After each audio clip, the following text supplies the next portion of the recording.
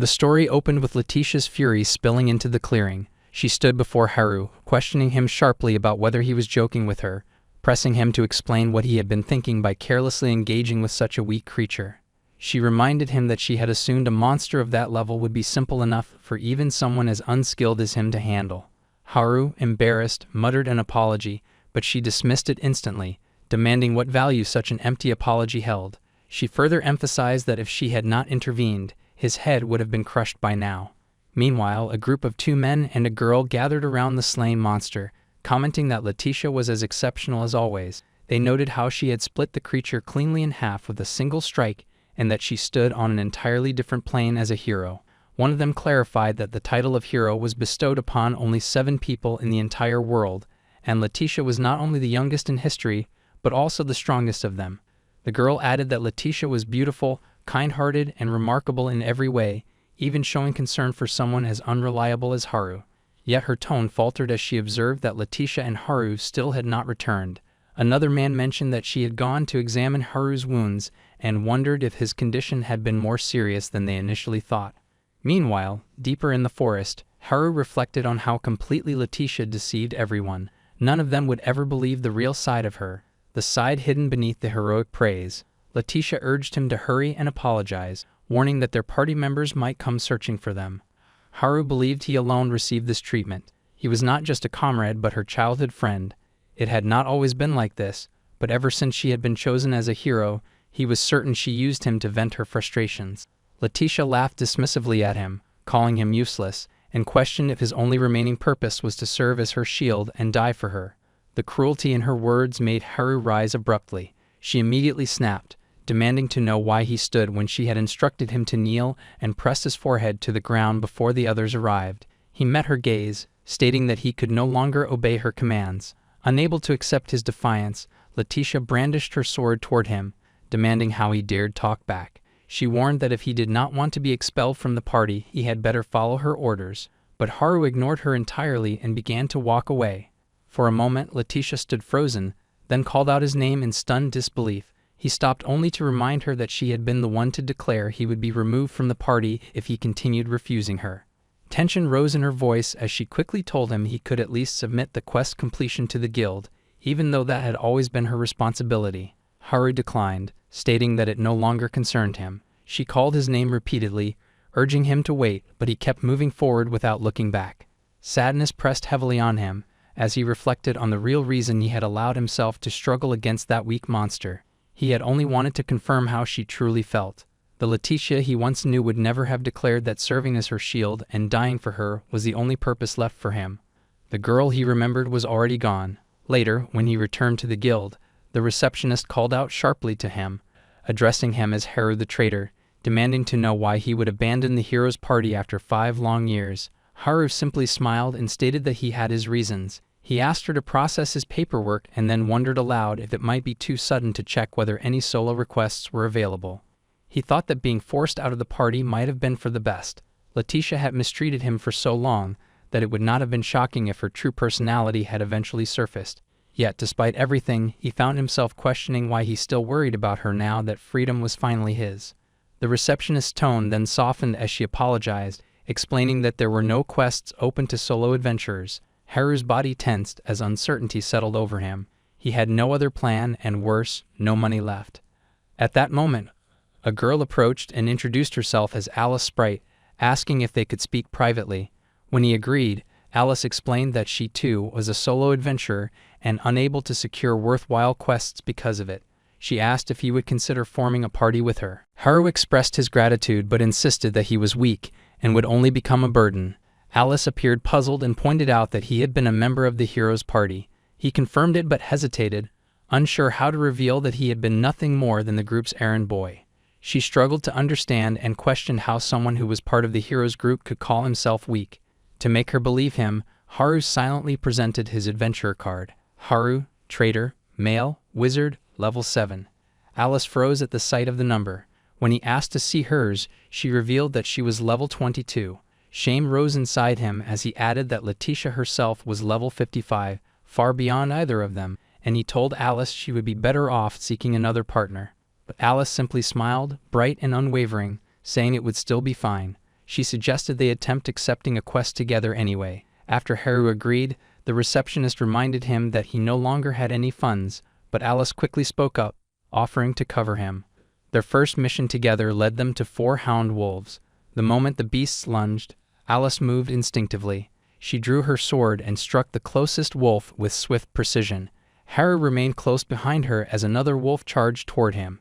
Alice called out encouragement mid-battle, her voice steady. A third wolf sprang forward, and Alice met it with a clean, decisive strike. Her fast blade technique sliced through the air with force. Working together, they drove the pack back. When the final wolf attacked, Alice stepped in once more, unleashing a double slash that cut the beast down. With the last creature collapsing, she finally allowed herself to exhale. She surveyed the fallen bodies, counting them softly, 4 in total, and with the hound wolves defeated, their first joint subjugation near the city was successfully completed. Haru quietly admitted from behind Alice that he still felt like he was only getting in her way.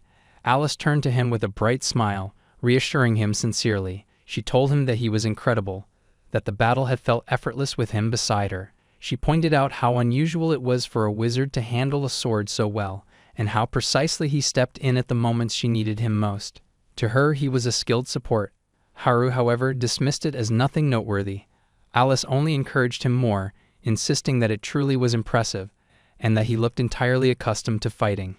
Those words drew him back to a memory. He remembered Letitia shouting at him, demanding how many times she had told him not to stand in front of her. She had accused him of trying to steal her accomplishments and ordered him to focus exclusively on supporting her. The memory tightened in his chest, and when Alice asked what was wrong, he quietly explained that it just felt like his heart had suddenly constricted. She grew worried, thinking he might be ill, but he brushed it off as nothing serious. Without warning, a king wolf lunged out before them. Alice immediately stepped in front of Haru and shielded him, taking the bite herself. She urged him to run. Confusion and panic surged through her. Why would a king wolf appear in a location like this? She desperately needed to pull Haru and escape, but she knew the wolf would overtake them. If it came down to it, she would have to fight alone. She told Haru she would hold it back and begged him to run. Terror gnawed at her. She might die here, but she had been the one to involve Haru in the quest. She felt obligated to protect him. Haru, however, questioned her panic, stating that it was simply a hound wolf parent. Alice stared at him, stunned, and asked if he had ever actually seen one before. Haru admitted that the first time he encountered one, he had been just as shocked. Still frantic, Alice insisted that he could not escape, and that something of this level was far beyond what a level 7 adventurer could handle. Yet before she could react, Haru defeated the wolf effortlessly with a burst of fire magic. As the scorched body hit the ground, he calmly remarked that the subjugation was complete. Alice's voice rose sharply as she demanded to know what kind of magic he had just used. Haru, visibly nervous, clarified that it had only been beginner fire magic. She shouted even louder, asking how he could possibly call something like that normal, because no ordinary flame could reduce a king wolf to charcoal. Haru, startled, repeated that he had already told her it was just a level 5 hound wolf.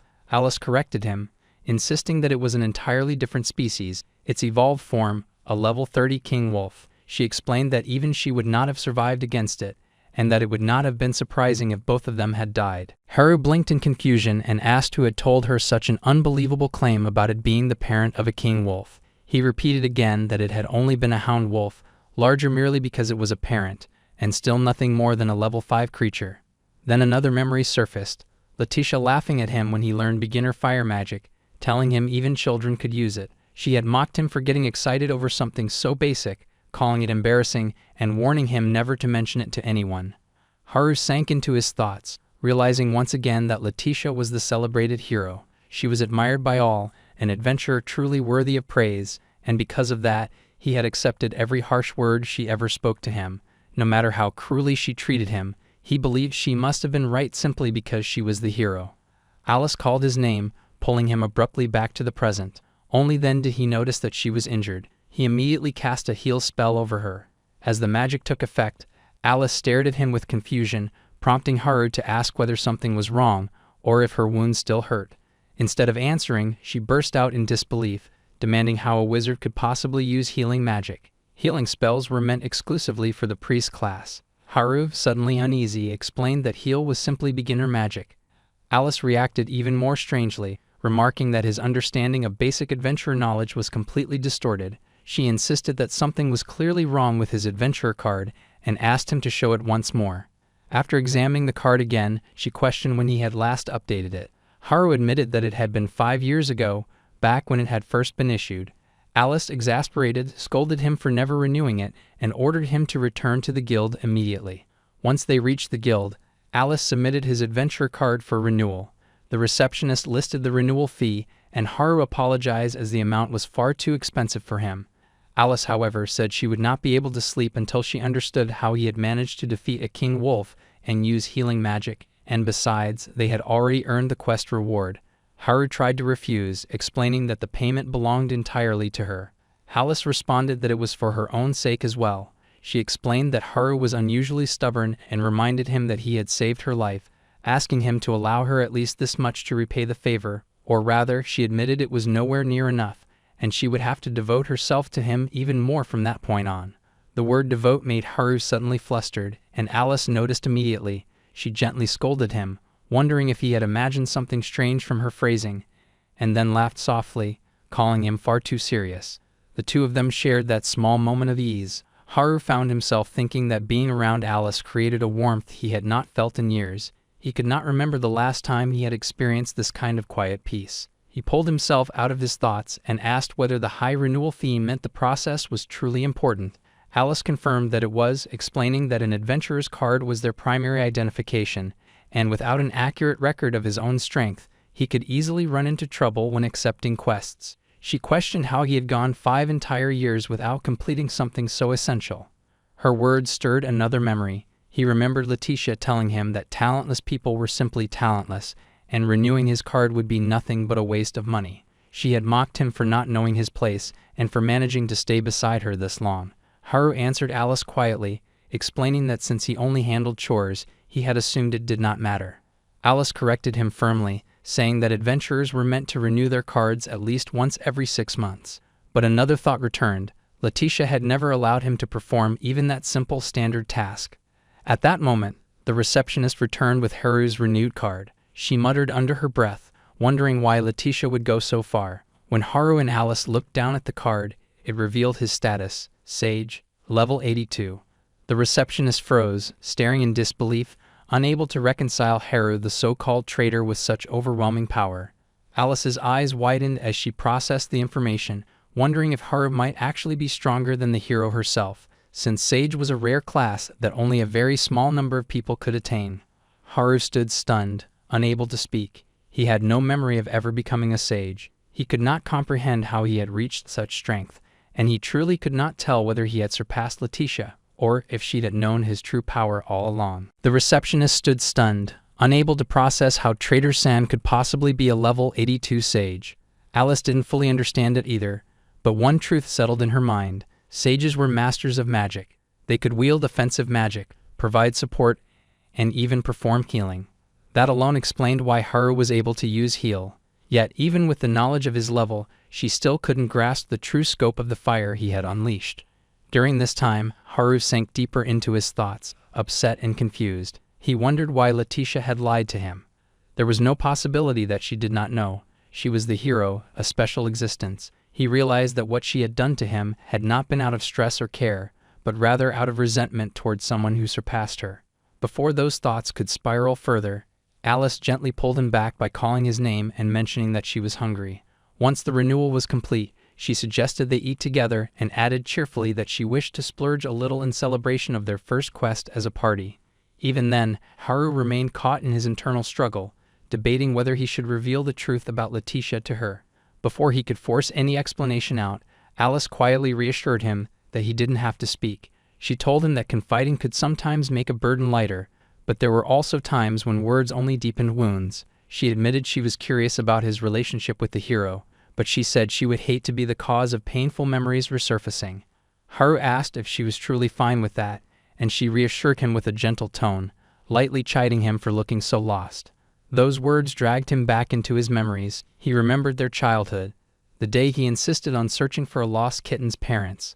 Letitia had worried he would get lost himself, yet she had forgiven him and promised to protect him forever. But that memory collided with another, one where she claimed that serving as her shield and dying for her was the only value he had left. This time, anger welled within him. For years he had held on to the belief that Letitia would return because she was his precious childhood friend. Despite the scorn, the harsh words, and the constant dismissal, he had convinced himself that somewhere within her she still cared. Only now did he realize that he had been the only one who ever believed that.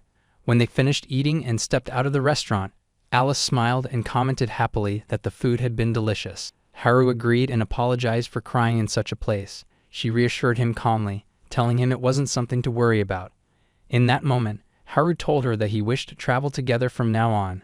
Alice accepted with warmth, saying she wanted to repay him for saving her life, and added that, call it intuition, but she felt that if she stayed by his side, things would surely turn out well.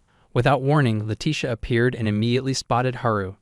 As always, she began with condescension, remarking that he was troublesome and claiming that his empty head must have cooled off by now. She then ordered him to come with her.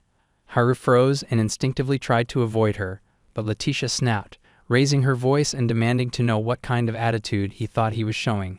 Haru calmly reminded her that he was quite certain he had already been expelled from the party. Letitia yelled back at him, insisting there was no way he could survive without remaining in her party. She told him to stop complaining and to return immediately.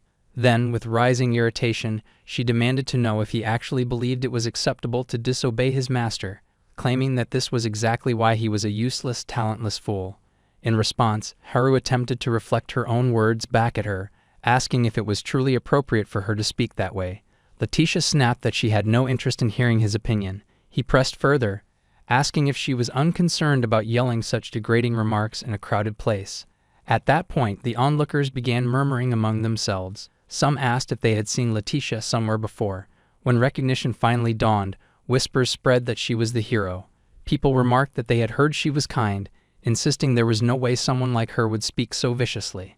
Self-conscious under the shifting attention, Letitia quickly withdrew, telling Haru to come to the southern gate later. Haru watched her leave, realizing she had not noticed Alice at all.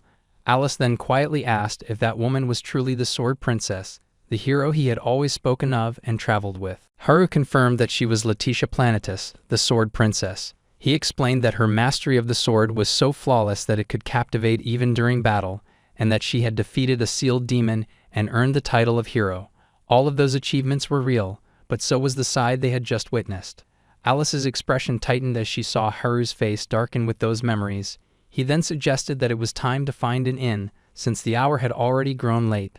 After checking in, they exchanged quiet goodnight wishes before heading to their rooms, but before Haru could step away, Alice called out to him. She admitted that it might not be her place to say it, but reminded him that he did not belong to anyone, and that he should never forget that. Hearing those words, Haru felt a quiet warmth and thanked her sincerely. With that, they each retreated to their rooms for the night. Later that night, Alice noticed Haru slipping out of the inn. He was heading toward the southern gate, exactly as Letitia had ordered. When he arrived, Letitia immediately berated him, claiming he was late and demanding to know what he thought he was doing, making her wait like that. She accused him of biting the hand that had fed him and questioned whether he truly believed someone like him, whom she regarded as a servant, could behave that way.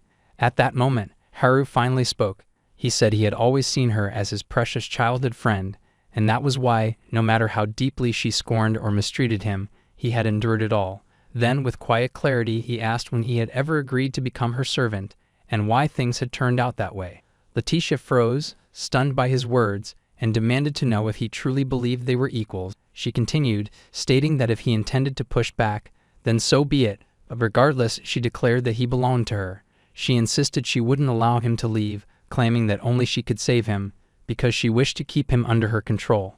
Hearing that, Haru recalled Alice's gentle reminder that he was not anyone's possession. With that memory in his heart, he told Letitia, calmly and without hesitation, that this was goodbye. Letitia was shaken by his declaration, her expression warping into something unstable. In a burst of outrage, she drew her sword and warned him to be ready to lose at least one arm or leg. Haru met her threat directly, telling her to go ahead if she believed she could. The moment the challenge left his lips, she moved. Her speed was breathtaking, and she unleashed Triple Splash, a top-tier sword skill Haru recognized instantly. Haru raised a shield spell in time, blocking the attack. The force of the impact drove Letitia backward. Frustration tightened across her features as she muttered that his magic was outrageous, blocking a top-tier sword technique with nothing more than beginner-level defensive magic. Haru then told her that, if she died, he would apologize in advance. Letitia snapped back that his fire would not work on her, and warned him not to get overconfident simply because he managed to defeat a level 30 King Wolf. After all, she reminded him, she was a level 55 hero. Haru replied that he would be using his full strength as well. A swirling mass of energy gathered in his hand. He admitted it was his first time releasing it, but since she was treating the battle seriously, he believed it was acceptable to do the same. She tried to stop him, but her eyes widened as the realization struck. He had been holding back the entire time. Haru released the spell, and Letitia was swallowed by the blast. Letitia could not accept that she had been defeated by someone she called a failure, someone she believed could never surpass her. Even as the truth settled in front of her, she continued muttering that Haru belonged to her. Haru walked toward her with a quiet sadness and told her that the outcome was undeniable. He had defeated her. He added that the years they shared, the bond of childhood friendship, and the 5 years spent traveling together no longer held meaning. With that, he thanked her for everything up until that moment, said his farewell, and turned away. Even as he walked off, Letitia continued shouting his name, insisting again and again that he could not leave her. She screamed that without her protection he would die, but Haru never looked back. He ignored her entirely and returned to the inn. By the next morning, while sharing breakfast with Alice, Haru apologized for not giving her a clear response the previous day. He then said that, if she was still willing, he would like to officially form a party with her. Alice brightened instantly and accepted without a hint of hesitation. She suggested that once they finished eating, they should go straight to the guild and register their new party. Then, barely above a whisper, she admitted that she was relieved. She had feared he might refuse. When Haru asked why she believed he would turn her down, Alice quickly dismissed it, saying it was nothing more than a misunderstanding. She shifted the topic, saying they first needed to decide on their next steps, and asked what he wanted to do. After a brief pause, she wondered aloud if she could be the one to decide instead. Haru agreed. In that moment, Haru remembered the time Letitia had told him he had no right to choose their destination, that someone talentless like him should never think and should simply follow her. With that memory lingering, he told Alice that he wanted to try going somewhere far away.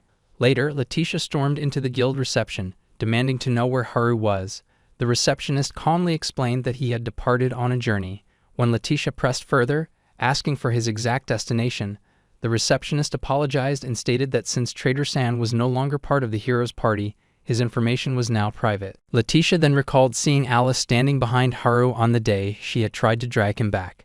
Realizing that he had truly left with someone else, irritation spiked, and she shouted that he had always been such a handful, making her chase after him like this.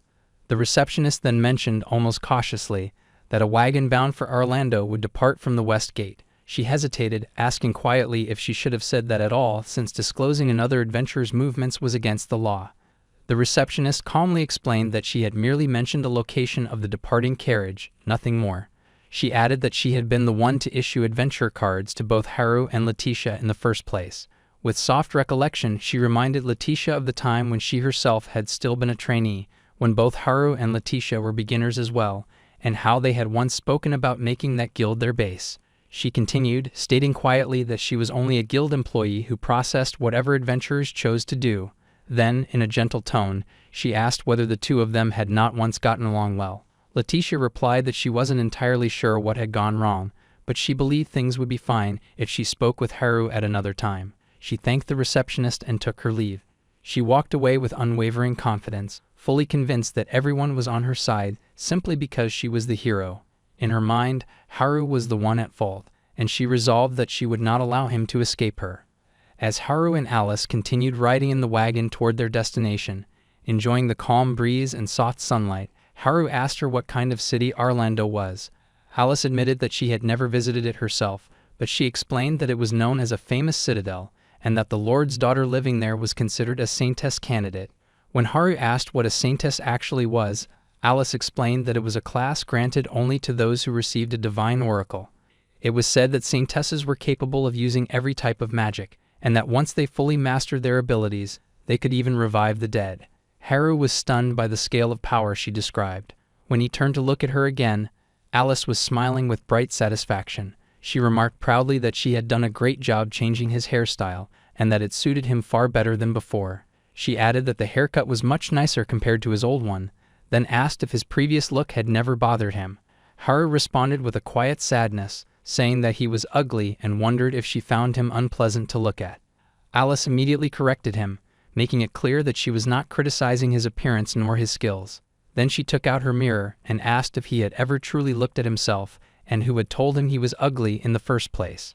Haru admitted that it had been Letitia who said such things. She had told him that he was unpleasant to look at, that she was already at the limit of what she could tolerate, and that he should grow out his hair to hide his hideous face.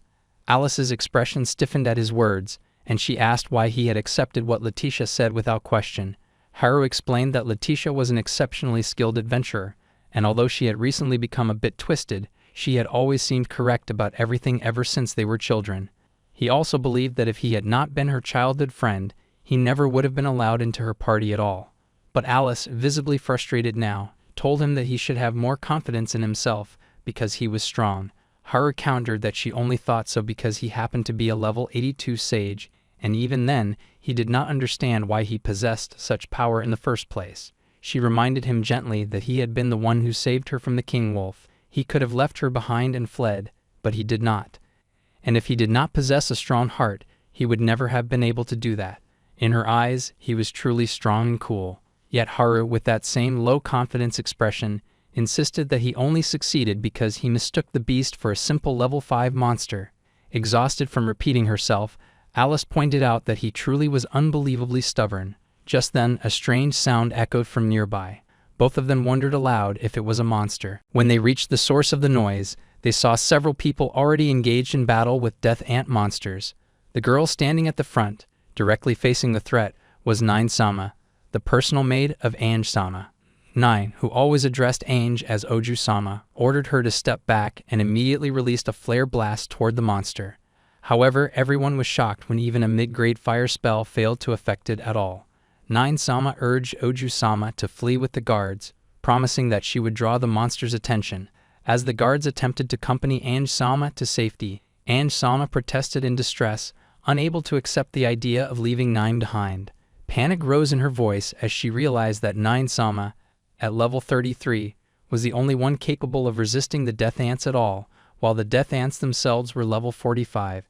In the next moment, Nine unleashed her twin bolts attack toward the death ants, but neither shot landed.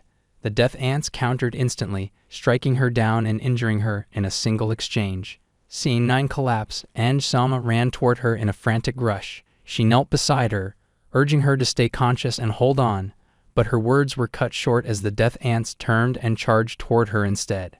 At that exact moment, Haru released a burst of powerful fire magic toward the advancing monsters. Everyone in the vicinity froze, but Haru still felt unsure and admitted that he did not know if someone like him could truly be useful. Nine reminded him clearly that he had just roasted an entire swarm of death ants on his own, so he would certainly be of great help. Later, as Haru and Alice walked beside Nine and Ange-sama, they reflected on accepting her request. Alice reassured him that it was fine, and that continuing on foot alone would have been troublesome anyway. Ange-sama then stepped in, apologizing for suddenly requesting such a favor, and promised that once they returned to the Auden household, he would receive their proper gratitude. Haru tried to dismiss it lightly, saying there was no need for excessive thanks. However, Alice leaned in awkwardly and whispered that refusing gratitude from nobility was not proper etiquette. If they rejected it, she explained, the other side would lose face. She also reminded him in a quiet scold that speaking so casually to a lord's daughter could be risky. Hearing their muted exchange, Ange-sama stepped in gently. She said he could simply call her Ange, since she owed a debt to both Haru and Alice. In return, she asked if she might call him Haru-san instead. Haru smiled and responded that just Haru was perfectly fine, and that he would be in her care. Later, as night settled and they rested around a warm bonfire, Nine mentioned that they would reach the Crest Mountains by the next day. The cart, however, would not be able to travel through the mountain path, so they would have to proceed on foot from that point onward. After hearing Nine's explanation, Haru turned to Alice quietly and asked if she was comfortable continuing on foot, and she assured him that she was. He then looked toward Ange-sama and told her that her pilgrimage was admirable, calling her amazing.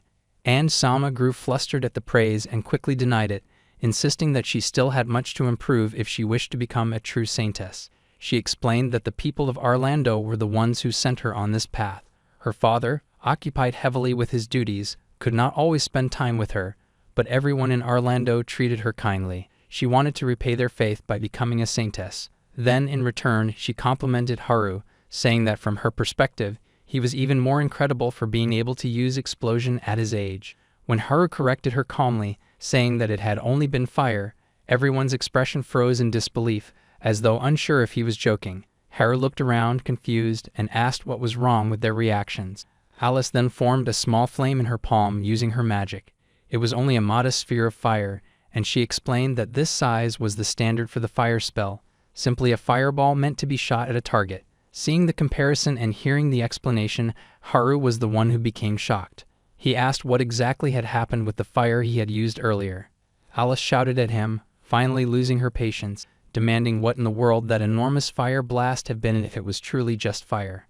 9 added, though calmer, that Haru-sama was full of surprises, and that achieving such destructive power through a basic fire spell was beyond explanation.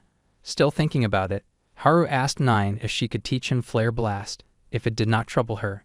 He admitted that he only knew 3 beginner-level spells: Fire, Healing Magic, and the defensive spell Shield. For a moment, everyone fell silent, staring at him in complete shock. Then Alice exploded again, shouting in disbelief, demanding how he could have traveled for 5 years and learned only 3 basic spells, when he surely had multiple opportunities to study more. Haru tried to calm Alice down and explained that he had initially begun studying magic on his own. However, Letitia had told him he was wasting his time, questioning why a mere chore boy was trying to learn spells at all. She told him to focus on splitting firewood instead. Because of that, he said, he never managed to move beyond beginner-level magic. After listening, 9 remarked that it sounded like there were complicated circumstances involved, and she understood. She added that she was not sure how much assistance she could offer, but if Haru did not mind, she would teach him Flare Blast. Haru was immediately thrilled and thanked her with genuine excitement. 9 responded that she would gladly accept a request from someone her lady owed a debt to, and seeing a young person with so much potential only motivated her further. Despite the praise, Haru became slightly nervous. 9 was, after all, the head maid of the Auden household, and the intensity of her enthusiasm made him suspect she might turn out to be a rather strict instructor. 9 began the lesson by explaining the fundamentals. Magic, she said, functioned like a puzzle. The caster had to shape the magical power into the optimal form. Elements and combinations, magic volume, density, attribute, distance, and trajectory, all of these pieces had to be arranged precisely. If any piece failed to take shape, or if the caster took too long assembling it, the magic would break apart and the spell would not activate. She then demonstrated the true Flare Blast and told him that if he put the magic puzzle together correctly, he would be able to use it as well. 9 asked whether he had seen the flow of magic clearly, since she had slowed down each step for his benefit. Haru began to attempt Flare Blast himself, but Alice suddenly stepped in, covered his mouth, and made him promise that if he ever released Flare Blast for the first time, he would hold back with everything he had. 9 continued, explaining that Flare Blast generally required about a month to learn, and mastering it instantly would be nothing short of miraculous. Alice whispered quietly that if it was Haru, he might actually achieve that miracle, then said aloud that no one would be firing any spells there, otherwise the entire area might be obliterated. The next day, they finally reached their destination, and Haru realized that the place before them was the entrance to a hero's grave, marked by a stone door carved with a maze-like pattern.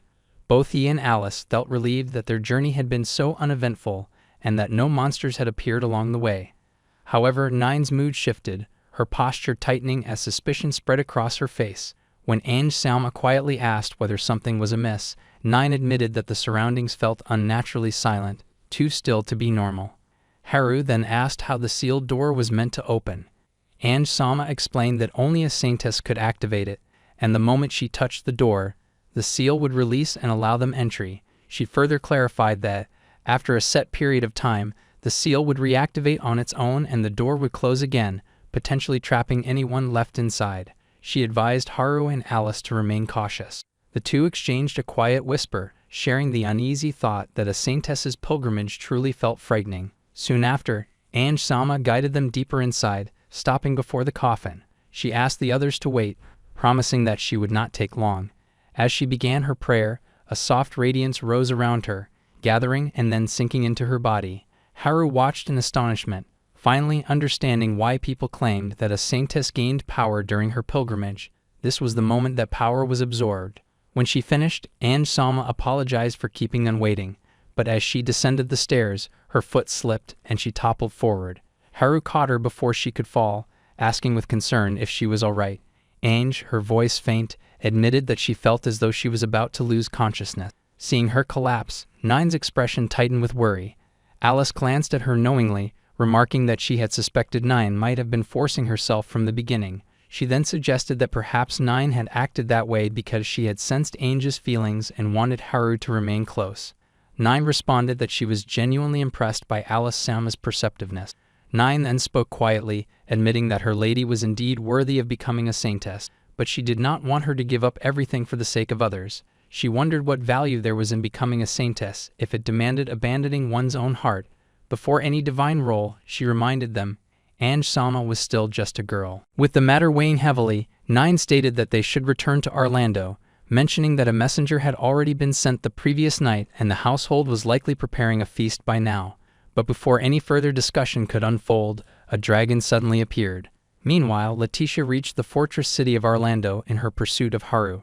Her irritation grew with every empty street and unanswered inquiry. Unable to locate him anywhere, she muttered to herself that Haru was probably wasting time somewhere along the path. At this rate, she thought, it might be better to retrace her steps and search the route she had already covered. Suddenly, the chatter around Letitia shifted as word spread that a dragon had appeared on the Crest Mountains, the very location of Ange-sama's saintess pilgrimage. The people of Orlando reacted immediately, agreeing that adventurers with advanced magic needed to be sent at once. Yet another voice reminded them that dragons were notoriously resistant to magic, and it might be wiser to inform Ange-sama's family before anything else. Among the conversations, two men quietly discussed a rumor that a male wizard with extraordinary firepower had saved Ange-sama, and that he had accompanied her to the Crest Mountains. The instant Letitia heard this, her composure shattered. She burst forward, forcing her way through the gathered crowd. Those she pushed past stared after her in disbelief, comparing her sudden charge to a wild, unleashed creature. As she ran, her thoughts spiraled, filled with frustration. She repeatedly muttered that he was a fool, insisting in her mind that none of this would have happened if he had only listened to her authority as the hero. But mid-stride, another realization struck her, that no one could defy her, and she would never allow it. Her pace eventually slowed, and she came to a complete stop. In the stillness that followed, she found herself asking why she had ever wanted to become a hero at all. Letitia found herself struggling with her own memories. Whenever she tried to recall anything clearly, a sharp and overwhelming pain shot through her head. The only thoughts she could hold on to were that she had to protect Haru, she had to contain him, and she could not allow his power to be discovered. She repeated to herself that she needed to exceed him, no matter the cost. She could no longer tell how long she had been trapped in that mindset. But then the realization struck her that everything had changed after the day she defeated the demon. As she tried to untangle the chaotic thoughts swirling within her, she decided that if everything felt confusing, then the simplest solution was to seal it away. She concluded that all she needed to do was lock Haru up.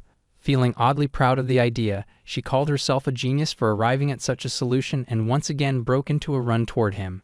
Meanwhile, Haru stood frozen in terror as he saw the dragon for the first time. He asked whether dragons were different from ordinary monsters. Alice responded calmly, explaining that they were entirely separate beings. Monsters were tied to demons, while dragons were a proud race beholden to no one. The only similarity between them was their shared danger to humans. She stated firmly that they had to run. Her plan was to detonate a flash bomb, and while the dragon was confused, they would escape. Nine, however, contradicted the plan. She explained that she had read about dragons like this in old texts, identifying it as a superior dragon, one of the extremely rare ancient ones in existence. Its resistance to magic was immense, so tools such as the flash bomb would have no effect. Before they could act, the dragon spoke. It confirmed that their assessment was correct and warned them against even attempting combat. Human spells and weapons, it declared, were entirely useless against its power. The only decision left for them, it added, was to choose how they wanted to die, torn apart or swallowed whole. Haru stepped forward despite his terror. He asked if the two of them could speak, noting that since the dragon used human language, a conversation should be possible. He apologized sincerely, explaining that if this was the dragon's domain, they had entered unknowingly. They simply had business at the hero's grave and would leave immediately afterward, and he wondered if the dragon might permit them to go. The dragon burst into loud laughter at his tone. It admitted that it was the first time a human had ever spoken to it, as if they stood on equal ground. Haru blinked, unsure what part of his words had been unusual. The dragon's gaze sharpened as it studied Haru more closely.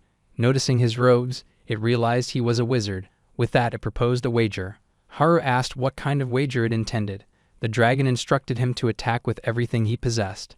If Haru could make it flinch even slightly, then it would consider granting his request. Haru accepted without a moment's hesitation, prompting the dragon to mock him openly, remarking that the attempt would be futile, and that watching him struggle would be pitiful.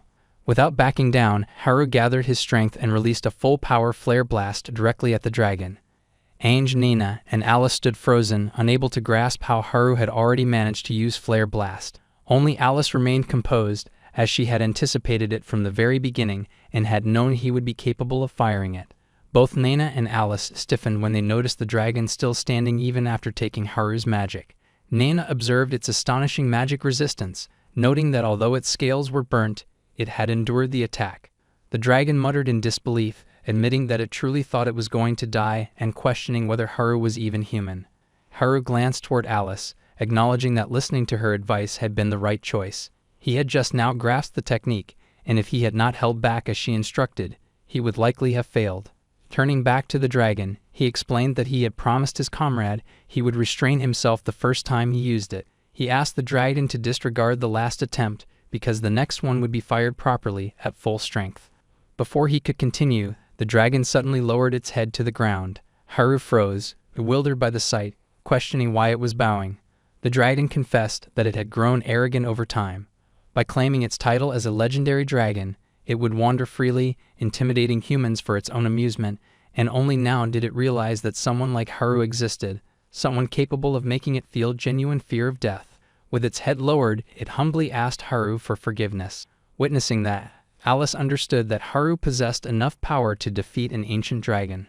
Haru responded calmly, stating that if the dragon had truly reflected on its actions, he did not particularly mind. The dragon praised him in awe, calling him merciful for having such overwhelming power without a trace of pride, and still choosing to forgive a dragon that had suddenly attacked him. In contrast, it admitted its own disgraceful arrogance. It then introduced itself as Sana and asked for Haru's name. Upon hearing Haru introduced himself as Haru Traitor, Sana immediately announced that it would become his student. Haru was taken aback and insisted that such a thing was impossible. Sana then questioned whether he was rejecting the idea simply because he did not want a dragon. In the next moment, the dragon disappeared from sight and reappeared before them in the form of a human girl. Haru could only stare, unable to believe that it could take on such a shape. She calmly explained that it was simply one of a dragon's inherent abilities, then stated that she would be in his care, addressing him as her master. Utterly overwhelmed, Haru turned to Alice, asking what they were supposed to do, but Alice was just as lost. Meanwhile, the girl continued calling him master, insisting with unwavering devotion that she would do anything if he agreed to take her along. When Haru responded that such a thing was out of the question, the dragon immediately declared that if she could not be his student, then she would become his slave instead. Before Haru could even react to that, Letitia arrived. When Haru asked why she was there, she threw the question back at him, demanding to know what he thought he was doing by making a little girl his slave. Haru tried to clarify that it was all a misunderstanding, but Letitia cut him off with anger, insisting there was not a single angle from which this situation could possibly be misunderstood. She then mocked him outright, even criticizing his hair. Haru asked her why she had followed him, and what the point of their match earlier even was. She snapped that it did not count. At that moment, Sana cut in loudly, declaring that the hero was in love with Master. She stated that Letitia liked him so much that she ended up bullying him, and even if she was a hero, she was still only human. Sana directly addressed Letitia, telling her that forcing her own feelings on someone else was unacceptable, and that she needed to consider how much trouble she was causing. Haru stood stunned, realizing that the same girl who had desperately attempted to become his student was now lecturing Letitia. He recalled that heroes had all their stats elevated beyond standard measurements, making their strength impossible to gauge by level alone. The only reason he had defeated Letitia earlier was likely because she had let her guard down. If she became serious, she could easily obliterate an entire mountain, and now Sana's blunt words were more than enough to truly provoke her. Haru understood he had to stop Letitia before she reacted. However, before he could intervene, Letitia exploded in anger, demanding to know what Sana was talking about and vehemently denying that anything of the sort could be true. Sana repeated herself just as boldly, insisting that people who loved Master should get along. Haru fell silent, briefly wondering if Letitia really did harbor those feelings. He then pointed toward the entrance of the hero's grave and told Letitia that they needed something from inside for their request, asking her not to interfere. But upon hearing Haru's words, Letitia's demeanor twisted abruptly. With a sharp laugh, she stated that if she simply claimed the area first, then he would be unable to complete the request at all. Without another word, she sprinted toward the entrance of the hero's grave and dashed inside. Ange quickly warned that the seal on the gate was about to close. Alice turned to Haru, asking if it was really all right to let her go in like that. Haru replied calmly that it was fine. Knowing her, she would manage to escape, though it might take a few days. On the other hand, Sana remained thoroughly impressed with Haru, referring to him as a cold-blooded master, and promising herself that she would never make the mistake of angering him. Alice quietly observed Sana's behavior, thinking that despite all of this, it did not change the fact that Sana would be accompanying them from now on. Later that night, while everyone rested, Alice noticed that Haru was nowhere in sight. Concerned, she went to look for him and eventually found him sitting alone. She gently reminded him that if he ever went off on his own, he should at least tell her first, because the two of them were partners. Haru apologized, explaining that his thoughts were in disarray. After a moment of hesitation, he asked her if, when someone confessed their love, she would feel obligated to accept their feelings in some way. Alice's expression dimmed at the sight of how troubled he was. She told him that she didn't believe acceptance was the only answer, and what truly mattered were his own feelings. Haru admitted that when he had been with Letitia, everything had felt natural. He had never even imagined leaving her, but that had been before he understood who she really was. When he finally confronted the truth and cast aside the illusion he had clung to for so long, he walked away from her. But after everything was suddenly overturned and she claimed to love him, he no longer knew what he was supposed to want. Alice answered quietly that she would always stand by him, yet this was the one matter she could not help him resolve, because she herself carried a hidden motive. When Haru asked about her hidden motive, he added that, thinking about everything, including the single purpose of their journey, he wondered if such a goal was even possible to pursue. Alice responded without hesitation, saying it was certainly possible, because there were no restrictions when it came to deciding what an adventurer sought. Haru let out a quiet sigh and said she did not need to answer right away. When he gently asked why she had chosen to become an adventurer, Alice paused, realizing that no one had ever questioned her about it before. She admitted that she had no grand reason, she simply had someone she wanted to meet. The instant Haru heard this, he reacted in shock, insisting that if her journey had been driven by a person she longed to find, then there was no time to waste letting him decide their destination. He urged that they needed to hurry and find that person. Alice then calmed him, explaining that she had already met them. She said she had succeeded in meeting the person she sought, and right when she no longer knew how to move forward, she crossed paths with him instead. When Haru tried to ask more, she rose to her feet, preparing to return to the others, and gently advised him not to catch a cold in the night breeze. Haru thanked her for the concern, and once she stepped away, he sat quietly with the lingering thought of who that person could have been, someone she desired to meet so desperately. Meanwhile, as she walked back, Alice kept her thoughts to herself, knowing it was far too risky to admit outright that the person she had searched for all this time had been him. Then the scene shifted to the past, returning to the moment Alice first met Haru 10 years earlier. Inside the wagon, young Alice sat with wide, bright eyes, gazing out the window. Her mother gently checked if she was feeling all right, and her father reassured her that she could look outside as much as she wished. Alice leaned forward eagerly, unable to hide her excitement. When the family reached their destination, Alice stepped down from the wagon and quietly expressed her amazement at how beautiful the village was. While her parents began unloading their belongings and settling into their new home, they told her she could go play for a while. Alice asked for permission properly and nodded with a cheerful smile when her mother reminded her not to wander too far and to return on time for her medicine. She walked through the peaceful village, breathing an air that felt fresh and clean. Eventually, she paused beneath a tree, feeling her heartbeat settle. For the first time, she realized she had walked this much without pain, and as she sat there, she believed wholeheartedly that if it was this village, then her illness would surely be cured. Suddenly, the bushes rustled. Alice shrieked just as a boy tumbled out, looking just as startled. He blinked at her, asked who she might be, and wondered aloud if she was the child who had recently moved in. Alice shyly shared her name. The boy paused, then gave a warm smile. He introduced himself as Haru and extended his hand. Alice looked at that hand for a moment before placing her own in his, and that small gesture became the memory of their very first meeting. Haru gently asked if she had come to the village for treatment. Alice nodded and explained that the dusty air in the city had only made her condition worse. When Haru enthusiastically asked if she could play tag, she lowered her gaze and apologized softly. He quickly suggested a slower option instead, offering to guide her around the village, and adding that he would look forward to playing with her once she got better. Alice agreed in a quiet voice, and the two walked side by side, hand in hand. Soon after, Alice lay in bed with a fever. Her mother stood at the door and apologized to Haru, thanking him for being so worried about her. Haru listened quietly, looking down with concern. Wrapped tightly in blankets, Alice thought about her frail body and how even walking once a week had been her limit. She wondered fearfully if Haru would grow tired of her now that she could no longer go outside. She stared through the window, wishing she could play with him again and hoping she would recover quickly simply so she could. Haru continued to visit, watching over her patiently. Then Letitia arrived. The moment she saw Haru and Alice holding hands while playing, her expression twisted with irritation. Later, Alice and Letitia sat together. Letitia complained that adults always scolded her for getting muddy, and Alice listened meekly. In a soft whisper, Alice admitted that sometimes she wished adults would say those things to her too, since she was never able to join games that would leave her muddy. Letitia was taken aback, and Alice immediately tried to correct herself, insisting she had not meant it in the wrong way. Letitia eventually smiled and told her that she truly hoped she would get better soon. Alice looked up in surprise, confessing that she had assumed Letitia disliked her, but Letitia strongly denied such a thought, making it clear she did not.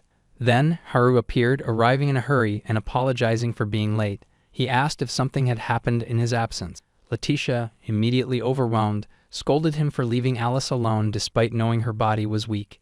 She turned away, flustered, telling them not to make her worry so much. After she left, Haru and Alice stood together quietly and murmured to one another that Letitia was, in her own way, kind. Alice watched Letitia's back as she walked off and wished that one day, when she could run freely without restraint, she would be able to play with her too. It would not have been an exaggeration to say that those days were filled with happiness. That time remained the happiest period of Alice's life. She walked across the open fields beside Haru, her hand in his, laughter trailing behind them. Her illness seemed to ease rapidly, perhaps because she had finally begun to feel content. And for that reason she had been unprepared. A festival was being held in the village that day, and Alice had been delighted because Haru had invited her. But then the attack struck, far worse than any she had suffered since meeting him. Dark, thickened blood flowed from her mouth as adults rushed to her side, shouting for help and calling urgently for the doctor. Because of their swift response, her life was spared. Yet even so, everything collapsed that day. Haru had blamed himself completely, convinced that Alice's collapse had been caused by him. He cried every day, unable to eat, and would often vomit whatever he managed to swallow. His body weakened rapidly, until his life itself was at risk. By the time Alice finally learned about his state, 2 weeks had already passed. She asked her mother in distress why she had not been told sooner. She felt she needed to apologize to him, to assure him that none of it had been his fault. Her mother, speaking gently, explained that Haru was no longer in that fragile state. However, if he were to see Alice now, no one could predict how he might react. Alice was stunned to hear that she would not be allowed to see him again. She then asked her parents, since they had studied so many forms of magic for her sake, whether her mother could use the spell that erased memories of those who had endured unbearable suffering. Softly, she begged her mother to remove every memory of herself from Haru's mind. Her mother tried to console her, saying it had only been an accident, and neither of them had been at fault, not Alice and not Haru. She urged Alice not to burden herself with guilt. But Alice wept, insisting that she could not allow Haru to suffer because of her. He had been her very first friend. Through tears, she pleaded with her parents to cast the spell and erase every memory of her from Haru's heart. In the end, the memory-erasing magic succeeded and Haru recovered, living on as though nothing had ever happened. To ensure the memories could never return, Alice left the village soon afterward. Those were all the memories she carried with her. Some years later, she eventually overcame her illness. She had survived with a single purpose: to one day meet Haru again properly, to stay beside him, and to protect him. If she had hurt him so deeply, then simply erasing his memories and vanishing was far too selfish. She eventually disguised herself by changing her hair color with magic, became an adventurer, and returned to the village. But by then, Haru had already departed with Letitia. Because Letitia had risen to the rank of hero, Alice was able to track their path. When she later heard at the guild that Haru had left Letitia's party, she was shaken. It was her first time seeing him since childhood, and she struggled to believe that the person standing before her truly was Haru. She saw that he was struggling, and quietly prayed that he would not remember her, so she could approach him freely.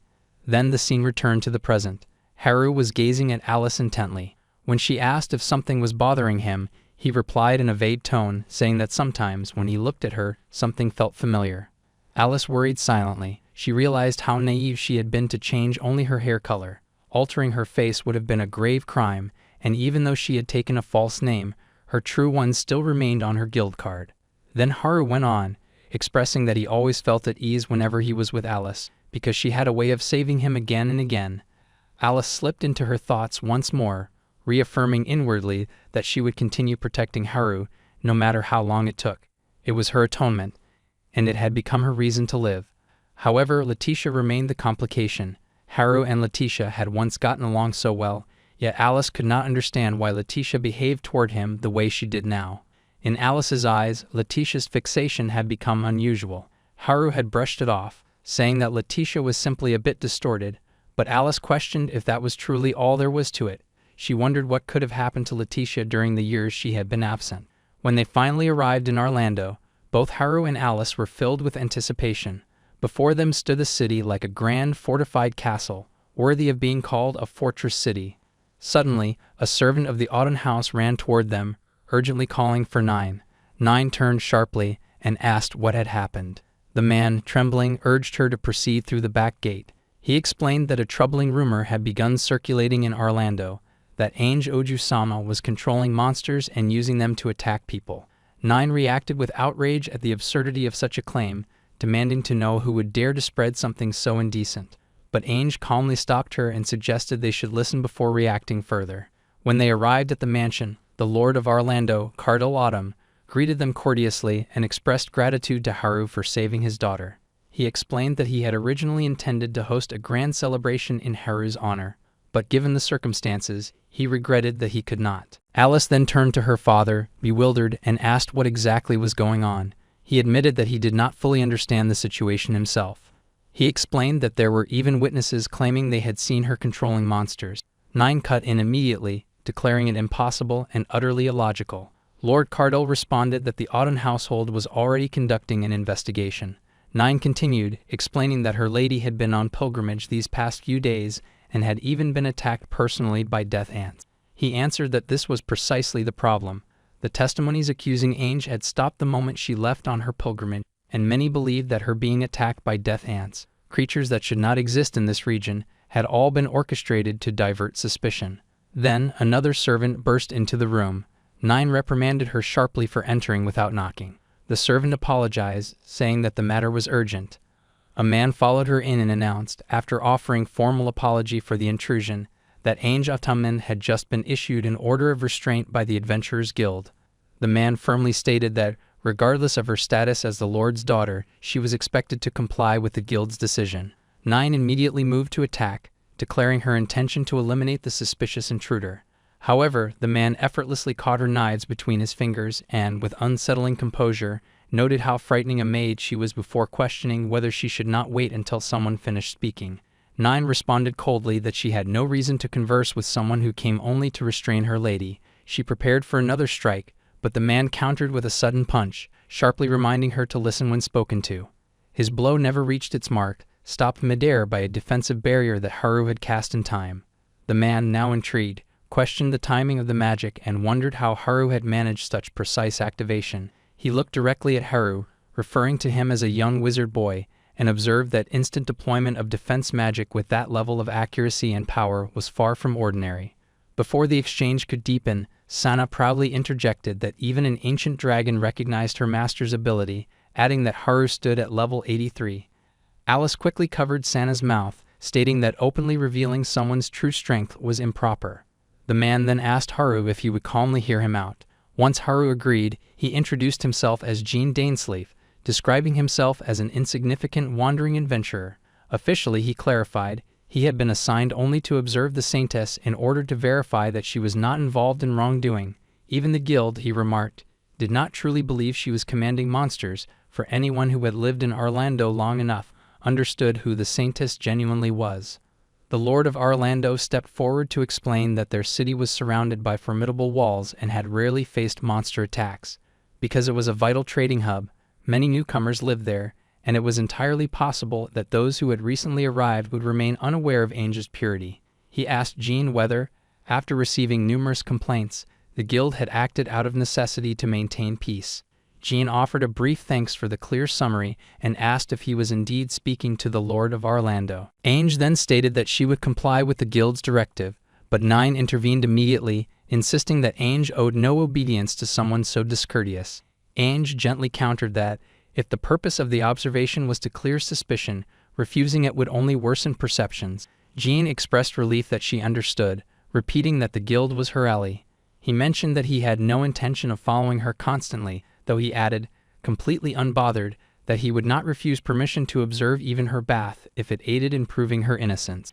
Ainge froze in shock, while Nine reacted instantly, pressing her blade to his throat and warning that another vulgar remark directed toward her lady would result in his head being sent flying. With tensions high, the Lord of Orlando stepped forward once more, deciding it was time to formally organize the situation. Jean suggested that there were likely only two explanations. Either the witnesses had been lying, or a false version of Ainge was responsible for the incidents. He questioned how anyone could impersonate her so easily when her appearance and presence were so widely recognized. Alice quietly noted that such deception was not entirely impossible. Altering hair color through magic was simple, but magic capable of duplicating another person's full appearance was considered forbidden. Haru, hearing her murmur, remarked that magic of that kind did indeed exist, and acknowledged her surprising breadth of knowledge. Alice, caught off guard, insisted that she simply knew small portions of many subjects. She then turned to Ainge, asking what the true purpose behind the culprit's actions might be. Ainge apologized, admitting that she could not determine any motive. Before the matter could be discussed further, a servant burst in, announcing that monsters had entered Orlando. The Lord of Orlando immediately moved to confront them. Haru stepped forward as well, stating that he would accompany him and requesting that Ainge and Nine remain indoors. Haru released his fire magic against the creature, defeating it in an instant. Sana observed the result with delight, noting that even a single fire spell from her master held immense power, exactly as she had expected. Haru then asked Sana if the situation seemed abnormal to her too. She responded by questioning why he assumed it could ever be considered normal. She reminded him that she had endured countless explosion spells before, yet never once had her scales been scorched.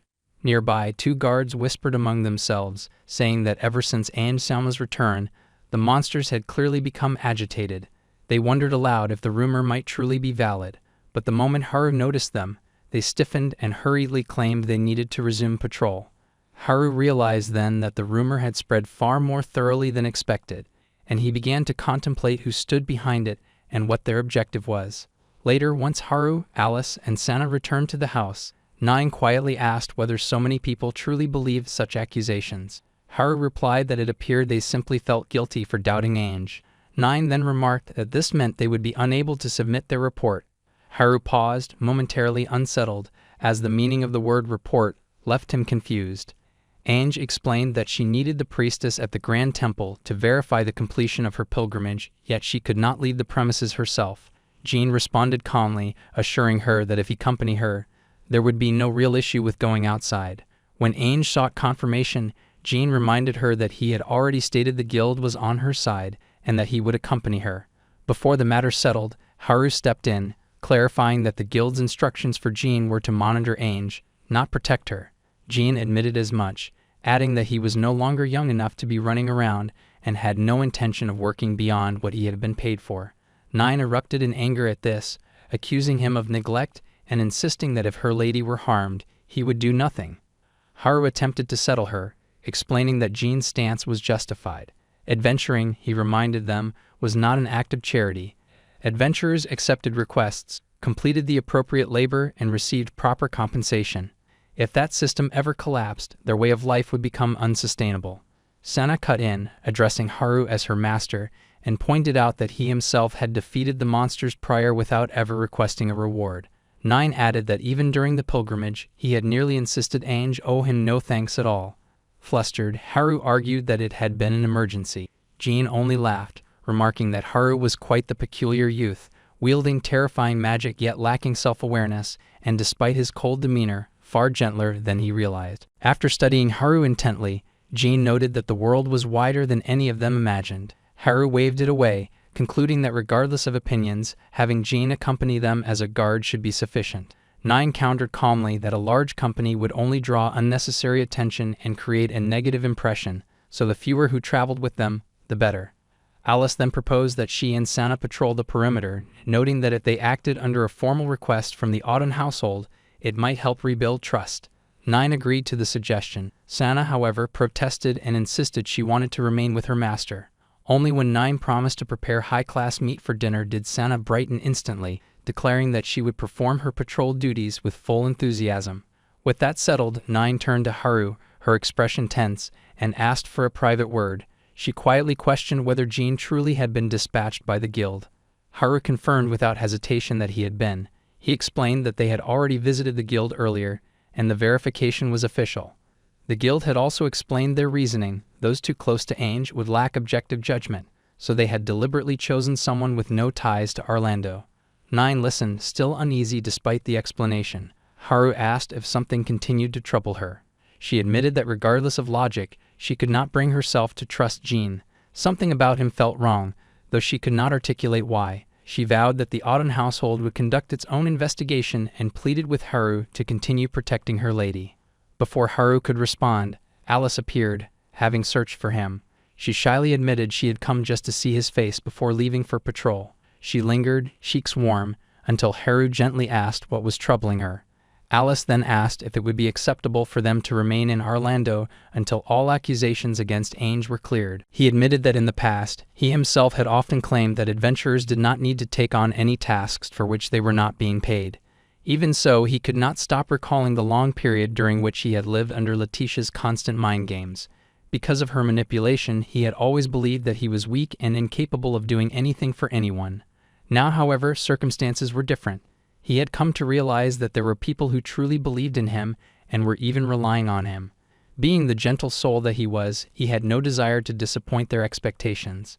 Before he could fully finish explaining himself, Alice suddenly stepped forward and wrapped him in a tight hug. The unexpected gesture completely caught him off guard and left him flustered. Meanwhile, she could hardly believe how hopelessly earnest he was. Even so, she smiled and remarked that she had already known he would say something like that, because that was simply the kind of person he was. That was precisely why she wanted to travel alongside him, as she wished to repay the kindness he had shown her. With that resolve, she promised that together they would surely capture the criminals responsible for causing all the chaos. Hearing those words from her made Haru genuinely happy. The two of them sealed their promise with a pinky swear before parting ways. Later, Haru arrived outside the church with Jean and Ainge, and he found himself utterly amazed by how magnificent the building looked. Ainge explained that the city was home to many devout believers and numerous churches, but the one standing before them was the grand temple that united them all. In simpler terms, it functioned as the head church, and even Jean appeared impressed by its grandeur. As they stepped inside, Ainge reminded them that they would be meeting a priestess there. No sooner had she said that than they ran into the very priestess she had mentioned. Her name was Lona, and Ainge was overjoyed to see her. Lona, too, was relieved to see her friend safe. However, her attention quickly shifted to Haru standing beside her, and she asked who he was. Ainge introduced Haru as a remarkably strong adventurer and presented Jean as the one responsible for overseeing her. Turning back to the boys, she informed them that the woman before them was Lona Falun, the priestess of Orlando's Grand Temple. The two girls had been attending the church since childhood, which was how they had grown so close. However, Lona gently interrupted her and extended her hand, asking her to get straight to the point, as she already understood that Ainge had come to report the completion of her pilgrimage. Ainge confirmed that this was indeed true. When Lona took her hand, she immediately sensed that Ainge's power had grown stronger than before, which assured her that Ainge was not lying. With that confirmation, Lona's role in the matter was complete, and she excused herself, mentioning that she had other duties to attend to. Feeling puzzled, Haru asked Ainge whether her report had already concluded, as it seemed far simpler than he had imagined. In response, she clutched her locket and quietly explained that Lona was her childhood friend. She told him that when they were young, they had played together constantly. Just like her, Lona had aspired to become a priestess of Orlando and had come to the temple every day with that goal in mind. However, ever since Ainge had been chosen as a saintess apprentice and Lona had officially become a priestess, the two of them had barely been able to meet. She understood that there was little she could do about it, as Lona's responsibilities as a priestess were far more demanding than her own as a saintess apprentice. At that moment, Haru gently placed his hand on her shoulder. When she turned toward him, her eyes were filled with tears.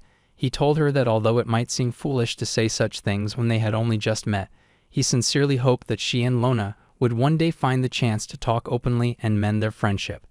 Ainge deeply appreciated his kindness and thanked him for his heartfelt words. Meanwhile, from the first floor above, Lona watched the two of them. As she saw them smiling and laughing together, she still could not understand why it always seemed to be her who was left with that lingering feeling. Later on, the monsters began launching attacks on Orlando one after another without pause. Haru and the others had regrouped, but the constant battles were clearly taking a toll. Sana, in particular, grew increasingly frustrated with the relentless assaults. After several days of fighting the same battles repeatedly, she finally refused to continue, and Haru understood that she must have been completely exhausted. Alice questioned what the true objective behind these repeated incidents could be. Just then, Nine entered the room and informed them that a report regarding the series of attacks had arrived. According to the findings, Alice's earlier suspicion appeared to be correct. There was someone out there impersonating Ainge. Among the witnesses was a merchant who had long been associated with the Auden household, and he firmly testified that the person he saw was undoubtedly Ainge. Upon hearing this, Haru turned to Alice and discussed the possibility that the culprit might be using the magic she had previously mentioned to replicate Ainge's appearance. Alice responded that she had not believed such a thing was even possible at first. However, if someone truly was using that kind of magic, then the situation could become quite troublesome. Nine further explained that taboo magic, depending on how it was applied, had the potential to throw the entire world into chaos. For that reason, it was strictly monitored, and ordinarily, people were not even permitted to learn how to perform it. Those who dared to use it faced severe punishment. Therefore, the fact that someone was willing to risk such consequences in order to frame a young lady suggested only one thing: they harbored deep hatred toward Ainge. At that point, Ainge offered her own perspective. She wondered whether the attacks were meant to force her out of the race to become a saintess. Haru asked her to clarify what she meant. She then explained that there was a strict limit on how many individuals could become saintesses. The reason was obvious, as it would create serious problems if too many people possessed the ability to resurrect the dead. She had heard that 6 individuals had already completed their pilgrimages and officially become saintesses, leaving only one remaining position available. Haru and the others were stunned to learn that only one more person could attain that title. Ainge further added that there were more than 10 other saintess apprentices currently on their own pilgrimages just like her. Since only the next apprentice to complete the pilgrimage would secure the final position, Jean speculated that perhaps one of those competitors was attempting to eliminate her chances through these schemes. Ainge agreed that this was the only explanation she could think of for why someone would target her. Haru still appeared confused. Admitting that it might sound like a foolish question, he asked whether someone capable of controlling monsters and using taboo magic could even qualify as a saintess apprentice in the first place, considering that all apprentices were supposed to receive a divine oracle. Ainge acknowledged that he had a valid point, but she confessed that she did not know the answer and assumed that such a thing should not be possible.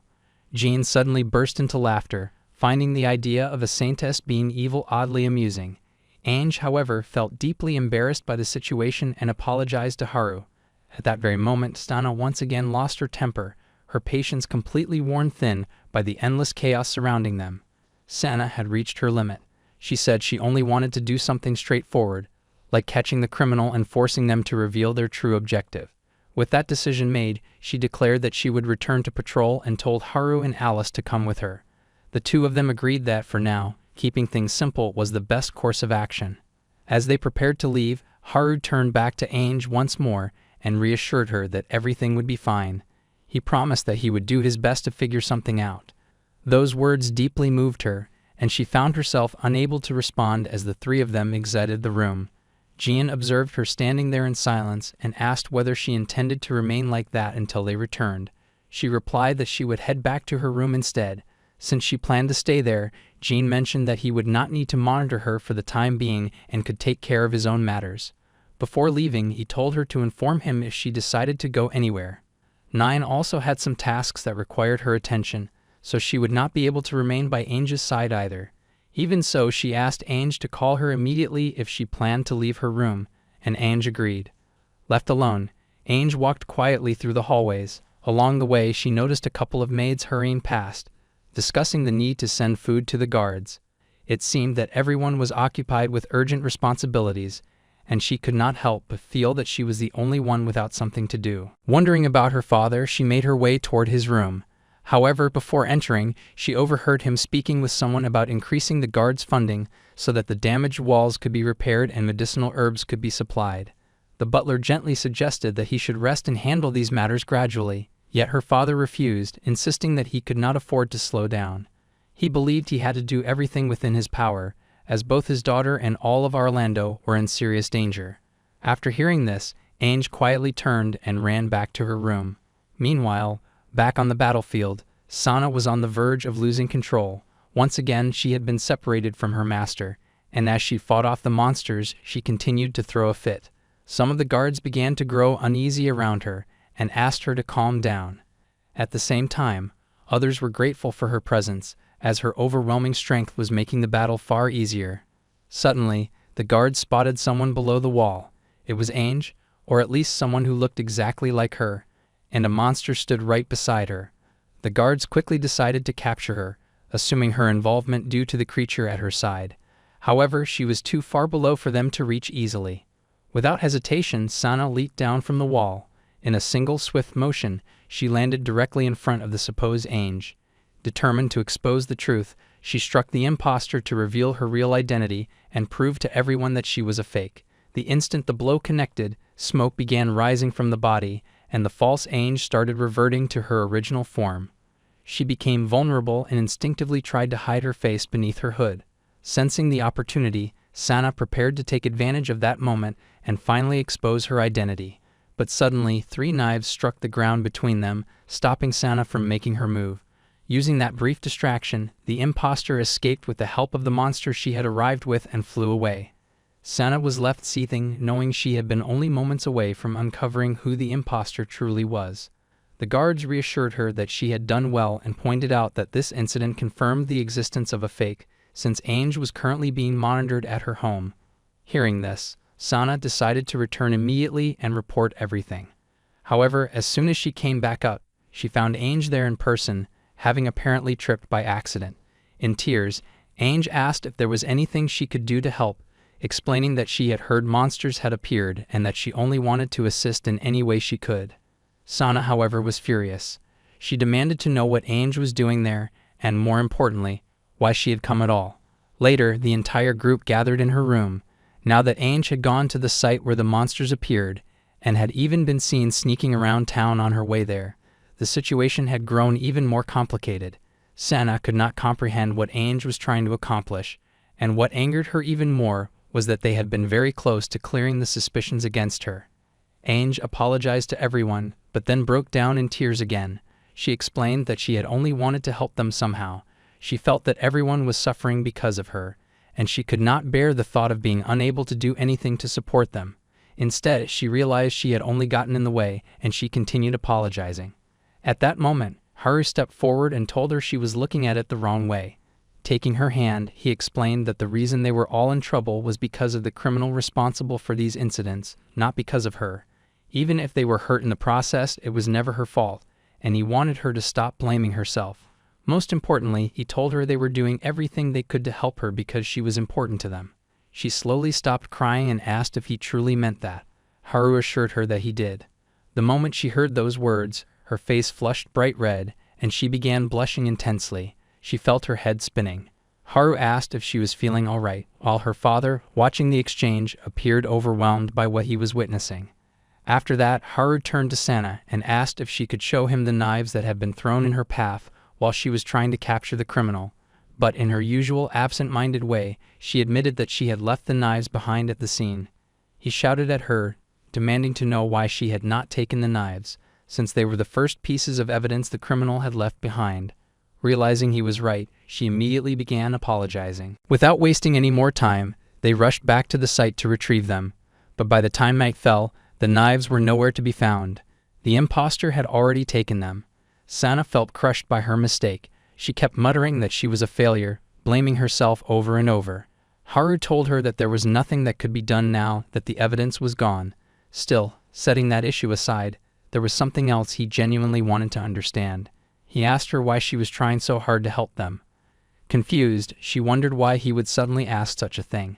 He explained that she was not directly involved in any of this, and yet, despite his earlier complaints, she had continued carrying out her patrols properly and had even grown frustrated over failing to catch the criminal. He asked her again why she was pushing herself so far. Suddenly, her face lit up brightly. She looked overjoyed, clearly taking his words as praise. Haru, seeing her reaction, felt relieved that her gloomy mood had lifted. Hungry for more approval, she crawled closer to him and eagerly asked if she had been a good girl. He gently patted her head and told her that she had been very good. That simple gesture made her cling even more to his praise, and she asked him to continue patting her. After a while, she finally settled down and shifted to a more serious subject. She asked if he knew how dragons were born. He guessed that they must hatch from eggs.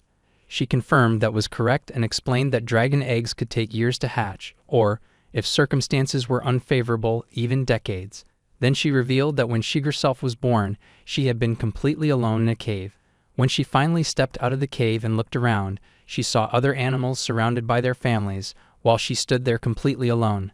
The adventurers she spotted nearby seemed to be laughing and enjoying themselves, so she approached them, hoping she could join in and play. But the humans were terrified of her. They threw stones to drive her away and prevent her from entering the village. That rejection hurt her deeply. Instead of asking to be accepted, she began demanding that others bow before her and offer her food. Looking back, she admitted that she had acted foolishly at the time. What she truly meant to say was that she could not stand seeing Ange wear such a sorrowful expression. Ange's father, and everyone else in the city, loved her dearly. She understood better than anyone how precious that kind of love was. That was precisely why she could not forgive the criminal who was trying to tear it all apart. After hearing her reasons, Haru felt proud of her. He gently patted her on the head once again and told her she truly was a good girl, just as he had thought. Immediately, she began blushing intensely all over again. But then she quickly regained her composure and shouted that she could not allow herself to get carried away, because if she did, Alice would surely scold her again. Haru mentioned that Alice was out at the moment. She questioned what Alice could possibly be doing outside so late at night, especially with patrol duties scheduled for the next day. He explained that Alice had something she wanted to check. The scene shifted to Ange's room. After the exhausting day she had endured, she still looked troubled. Nine wished her good night and turned to leave, but Ange stopped her and hesitantly asked whether she was still angry about her sneaking out earlier. Nine answered that she was not exactly angry. However, since Ange had left the mansion without saying a word to her, she felt she could not consider herself a maid whom Ange trusted. After saying that, Nine quietly left the room. Ange tried to call after her, but it was too late. Left alone, she began wondering whether she was truly worthy of becoming a saintess. The memory shifted back to her days at the church. When it was officially announced that she had become a saintess candidate, Lona had been the first to rush to her side and congratulate her. Lona hugged her tightly, overjoyed, saying she had always believed Ange would become a saintess one day. Ange thanked her but clarified that she had only become an apprentice. Lona already understood that, yet her happiness did not waver. In fact, she shared that she herself had been recommended to become the next priestess. Ange was surprised and told her how remarkable that was. Lona explained that she had only reached that point because she had been alongside Ange. Since her beloved best friend was working so hard, she was determined to give it her all as well. Together, they promised to keep striving for Orlando from that day forward. Still, Ange felt a twinge of doubt. She was not sure someone like her could truly become a saintess, especially since Lona had always excelled more naturally in such matters. But Lona reassured her gently that everything would turn out fine. She had once been certain that she would become a true saintess. Now, lying in her bed in the present, she replayed Lona's words in her mind. But she no longer believed them. Anxiety consumed her, and she felt that because of her weakness, she had caused trouble for so many people. even hurting someone who meant the world to her. Those thoughts would not leave her. More than anything, she wished she could speak to Lona just one more time and ask what she was supposed to do now. Meanwhile, deep in the night, Jean entered a small hut near the castle. Inside was the imposter. Just as everyone had suspected, Jean was involved with the criminal. It was also revealed that he had been the one who threw the knives earlier, allowing her to escape. She turned her back to him, maintaining her usual arrogant demeanor, yet she still offered him thanks for helping her. Jean laughed lightly and told her there was no need for gratitude. Soon, however, his expression shifted into something far more serious. He stated that their plan was progressing smoothly. If everything continued this way, it would only be a matter of time before the people began to lose faith in the Saintess. The scheme had now reached its final stage, and he warned her not to make any mistakes at this point. She responded that she was already aware of that. Then came the reveal. The impostor who had been pretending to be Ange was, in truth, Lona herself, and with cold resolve, she declared that she would never forgive Ange for what she had done to her. She had carefully planned to drive Ange out of her position as the Saintess and ultimately bring about the collapse of Orlando. With that goal in mind, she expressed her gratitude to Jean and his group for supporting her in this scheme, and Jean responded with appreciation. However, as time passed, her patience began to wear thin. She questioned him about when they would finally set their plan into motion. Admitting that she was growing tired of waiting, Jean then informed her that the order had finally arrived. According to him, the plan would unfold the following night, right in the heart of Orlando. While disguised as the Saintess, she would summon as many monsters as possible, and once that was done, her role in the operation would finally be complete. Still uncertain, she wondered whether the plan would truly succeed, especially now that some people had already begun to suspect the existence of a fake. To her surprise, Jean responded that this development actually worked in their favor. He went on to explain that there were several ways to bring down a city. Those who believed that Ange was a criminal would see anyone who continued to trust her as foolish. Meanwhile, those who remained loyal to Ange would view the doubters as traitors. With both sides already harboring suspicion and resentment toward one another, introducing the idea of a fake would only deepen the chaos. All the tension and frustration that had been building over time would erupt. And if that happened, Lona would not even need to unleash monsters upon the city. The people of Orlando would tear each other apart on their own. Jean firmly believed that humans were inherently selfish and greedy, concerned only with themselves. With that conviction, he reiterated that everything was set for the following night. What he did not realize, however, was that Alice had been standing just outside the cabin, listening to every word. Later, Alice reported everything she had overheard to Ange's father. He struggled to believe that the priestess herself could be involved in something so sinister. Alice shared his disbelief, but confirmed that those were indeed the priestess's own words. Sana was astonished to learn that Alice had been secretly tailing Jean. Curious, she asked what had made her suspect him in the first place. Alice initially responded with playful confidence, claiming it was simply a woman's intuition. However, she quickly admitted that she had been joking. In truth, it had been Haru who first noticed something was off. Haru explained that his suspicion began when they had all gone to the church to file a report. Lona had asked only him who he was, despite Jean standing right beside them. Jean had acted as though it were their first meeting. That odd behavior made Haru question whether the two of them already knew each other and were merely pretending otherwise. Then came another incident that deepened his doubts. When Ange had slipped away while Jean was supposed to be monitoring her, Jean showed no concern whatsoever. Failing to keep watch over her would have meant losing the reward for the assignment, yet he appeared completely indifferent. That reaction only heightened Haru's suspicions. Because of this, they decided to keep an eye on Jean. Since Jean seemed particularly wary of Haru, Alice took on the responsibility of tailing him instead. Meanwhile, Nine conducted her own investigation. The results revealed that Jean was not a wandering adventurer as he claimed, but in reality a mercenary who specialized in underworld dealings. Throughout his career, he had taken on jobs involving scheming, torture, and assassination, and that was merely the surface.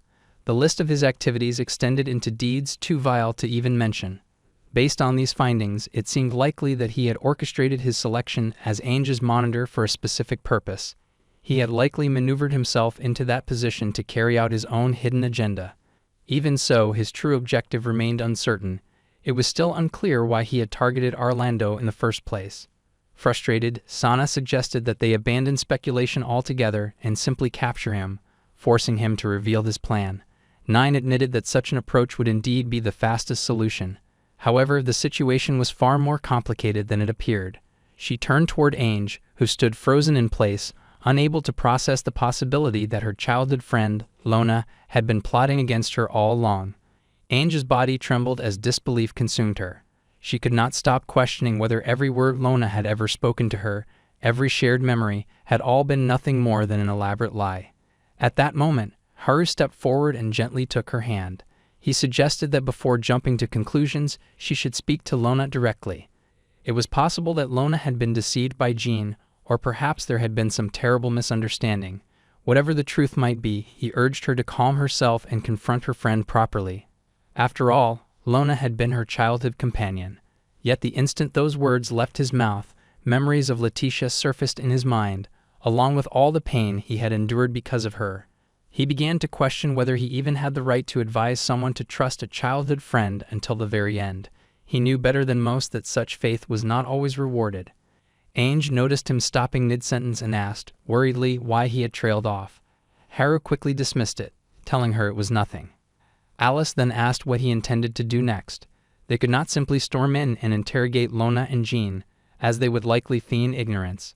However, Haru revealed that he had already thought of a way to handle the situation and shared his plan with the group.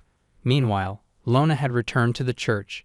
She stood beneath the night sky, gazing at the stars as memories of her first encounter with Jean resurfaced. Years ago, when she was still young, an assassin had attempted to kill her. Just as the blade was about to strike, Jean had appeared and eliminated the attacker from behind, using his 3 signature knives. After saving her life, he had warned her to be more cautious and suggested that she should at least thank him. Still shaken by the ordeal, she had not expressed gratitude.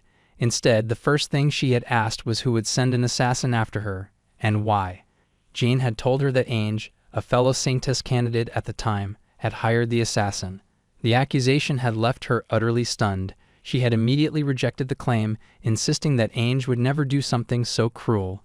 But Jean had continued to press her, asking whether she truly believed that without doubt. He pointed out how, the harder Lona worked as a priestess, the more distant Ainge had seemed to become. When Ainge had only been a Saintess apprentice, she had gradually stopped appearing in Lona's life, and ever since Lona had officially become the priestess, the two of them had not met at all. He urged her to think carefully about those changes and question whether Ainge had truly been her friend all along. Doubt began to creep into Lona's heart. Her memories started to distort, as though they were no longer reliable. She found herself recalling only the negative moments involving Ainge. The more she dwelled on them, the more her thoughts spiraled out of control. Her head began to spin, and she collapsed. In that vulnerable state, she surrendered to Jean's manipulation. She convinced herself that her closest friend had deceived her from the very beginning. Jean watched her break down with a faint grin and informed her that he had come at the request of someone who had already uncovered Ainge's supposed scheme. He then offered to help Lona take revenge against Ainge, and from that point onward, everything fell into place. Returning to the present, the following morning Haru and the others were having breakfast when Ainge's father approached him. He asked whether there were sufficient personnel assigned to that day's patrol, and Haru assured him that everything was under control. Suddenly, a guard rushed into the room with urgent news. The impostor who had been pretending to be Ainge had voluntarily surrendered to the guild. The announcement left everyone stunned. Jean was present in the room as well, and he appeared genuinely confused, having no idea what was unfolding. Ainge's father quickly asked where the culprit was being held. The guard reported that the individual had already been detained in the guild's dungeon. As for the situation in town, word had begun to spread, but so far there had been no outbreak of chaos. Meanwhile, in the town, Lona walked through the streets and overheard people talking about how the criminal who had been impersonating Ainge had voluntarily surrendered. The news left her utterly confused, because she herself had done no such thing. Without hesitation, she rushed back to her hideout, where Jean had already arrived, and demanded to know what was happening. Jean appeared relieved to see that she had not suddenly broken down and turned herself in. However, regarding her question, he admitted that he had no idea who this person was or what was going on. He briefly considered the possibility that someone was attempting to steal the credit for their scheme. Regardless of the reason, the situation was interfering with his plan. As a result, he decided that he would sneak into the guild's dungeon and personally deal with whoever had surrendered. Lona immediately declared that she would accompany him. Jean told her there was no need for her to go, but her demeanor suddenly shifted. In a cold and menacing tone, she questioned why she should be excluded if he intended to eliminate that person. She made it clear that she would not forgive anyone who stood in her way, especially now that she was so close to achieving her revenge. Jean watched her in surprise, silently thinking that perhaps his manipulation had worked a little too well. Still, it made no difference. The two of them proceeded toward the guild's dungeon and eventually came face to face with the supposed criminal. Jean wasted no time. He bluntly stated that he already knew she was not the true imposter and demanded to know what she was trying to accomplish. Before the person could respond, Lona abruptly cut in. With her eyes wide and unsteady, she demanded to know why this individual was interfering with her revenge and whether she was siding with Ainge. The prisoner remained silent, offering no answer. That silence only fueled Lona's anger further. She began shouting, warning her not to dare meddle unnecessarily and declaring that she alone would be the one to take revenge on Ainge. At that moment, the prisoner suddenly began to laugh. She then revealed that she was actually Alice in disguise, and she remarked that Lona's outburst had just served perfectly as a confession. Almost instantly, Haru and the rest of the group emerged from behind them. Jean realized at once that they had both walked straight into a trap. Haru met Jean's gaze with a cold expression and stated that although he felt somewhat guilty for deceiving them, it only evened things out, considering the underhanded methods they had used to frame Ainge. More importantly, he explained that he wanted to give Ainge and Lona the opportunity to speak to each other first, something that would not have been possible if he had simply arrested them outright and dragged them to the guild. Ainge then stepped forward from behind Haru. Tears welled up in her eyes as she asked Lona why she was doing all of this. She reminded her of the promise they had made to work hard together for the sake of Orlando. She recalled how Lona had once told her that she truly could become a genuine saintess. But Lona snapped, screaming for her to be quiet. She clutched at her head, her mind unraveling, muttering that it had always been this way. Haru immediately moved to shield Ainge, positioning himself defensively in front of her. Jean, however, remained where he stood, completely indifferent to Lona's fate. As Lona's breakdown intensified, she shouted that she hated the entire city and everyone within it, so much so that she wished for all of it to be destroyed. Then, in that fragile moment, as her magic surged out of control, a dark and slender figure suddenly materialized behind her. It silently wrapped both arms around her from behind. Haru had no idea what had just occurred. Lona continued crying as the monster began tearing apart everything inside the room, while Haru did everything in his power to shield Ainge from the chaos. She desperately begged Lona to stop, but before anything could change, the monster seized her and flew away. Without hesitation, Alice prepared to pursue them.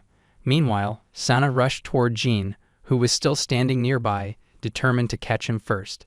He responded with a faint smirk and pulled out a knife, and in that instant, she realized he was the same man who had thrown knives at her back earlier when she had been chasing Lona. She shouted that the same trick would not work on her twice, but instead of another blade, he hurled a ball in her direction. Alice quickly warned her to be careful, yet it was already too late. The ball exploded into a cloud of smoke directly in her face. It was laced with pepper, causing everyone to choke violently, and Sana suffered the most from it.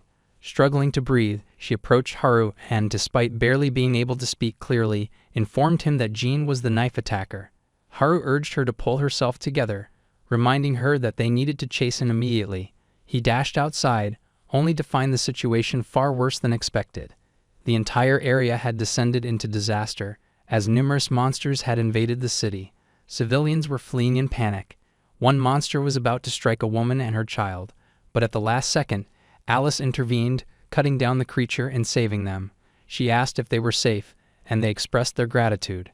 At the same time, 9 questioned the knights about what had happened. They reported that the moment the massive black monster appeared, the sky had suddenly darkened. Not only that, the entire city of Orlando was now overrun with monsters. In the Eastern District, where the Lord's mansion stood, the knights were barely holding their ground. They were fighting back, but it was clear they would not last much longer. Haru quickly decided they needed to split up to eliminate the monsters more efficiently. Alice and Sana would handle the North and West districts, while he would take the South. However, the two of them immediately stopped him and questioned whether he truly intended to use his magic within the city. They reminded him that doing so could destroy everything around them. Haru insisted he would limit himself to fire magic, but Alice firmly refused, stating that he could not risk it. She then asked about the sword he had once used to save her. Embarrassed, Haru explained that he had relied on that sword only for self-defense during the time he had been forbidden from using fire magic. Now that circumstances had changed, he had assumed it would be fine to stop carrying it. His reasoning only irritated Alice further. Yet as the discussion continued, an idea formed in his mind. He pointed out that the key was to ensure the damage would not spread to the surroundings. For that, he needed something with the smallest possible range but the greatest possible power. With this thought, he began casting a spell. Both Alice and Sana panicked, shouting that he could not use magic inside the city. But Haru stood at the brink of a breakthrough. He explained that magic functioned like a puzzle. With enough concentration, the shape of mana could be reshaped into the most suitable form. Its density, its structure, its power, everything could be adjusted as long as the caster held a clear and solid mental image. And then, focusing his fire magic into a single concentrated form, he forged a flare sword made entirely of pure fire. The girls stood frozen in shock, unable to believe what they had just witnessed. They had never even heard of such a spell before, but before they could fully process it, a monster lunged toward them. Haru decided to test the weapon immediately. With a single swing of the flare sword, he sliced the monster into multiple pieces. He was genuinely surprised by how natural and powerful it felt in his hand. With this weapon, he was confident he could fight within the city without causing unnecessary destruction. However, Alice suddenly shouted at him to stop. She still could not comprehend how he had just created such an overwhelmingly powerful sword out of nowhere, using a completely new spell, and doing so instantly. Developing new magic spells was something even the greatest wizards in the world spent years perfecting. It was never a casual process where someone simply created what they lacked. The fact that he had done it so effortlessly made the situation even more unbelievable.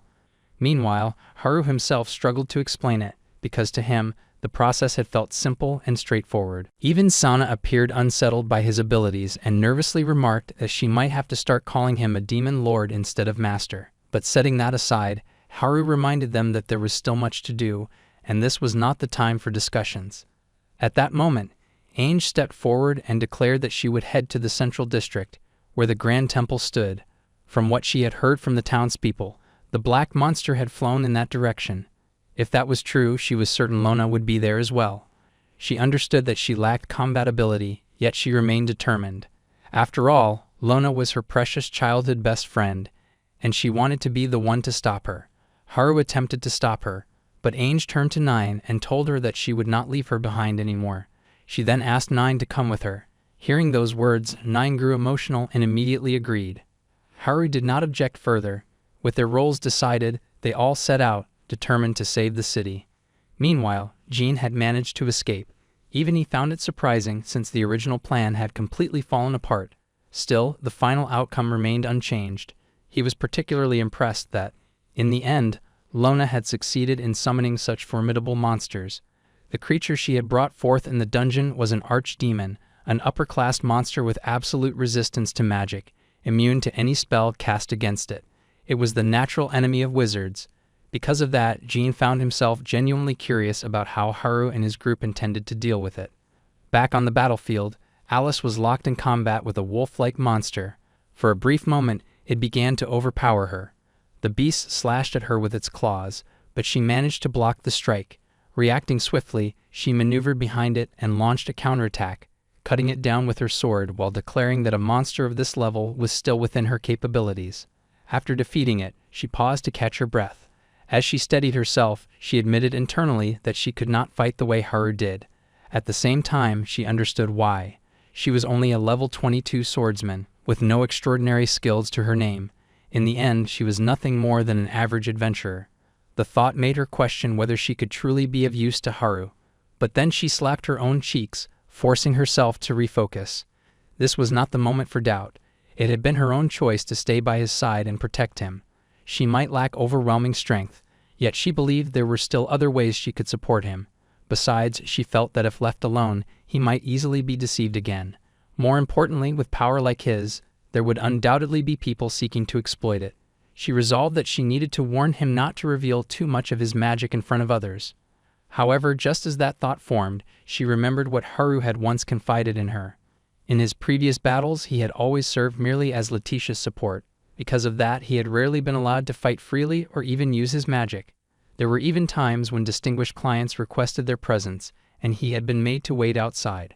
Reflecting on this now, realizing she was on the verge of doing something similar, Alice began to question whether Letitia's actions had been an attempt to protect him.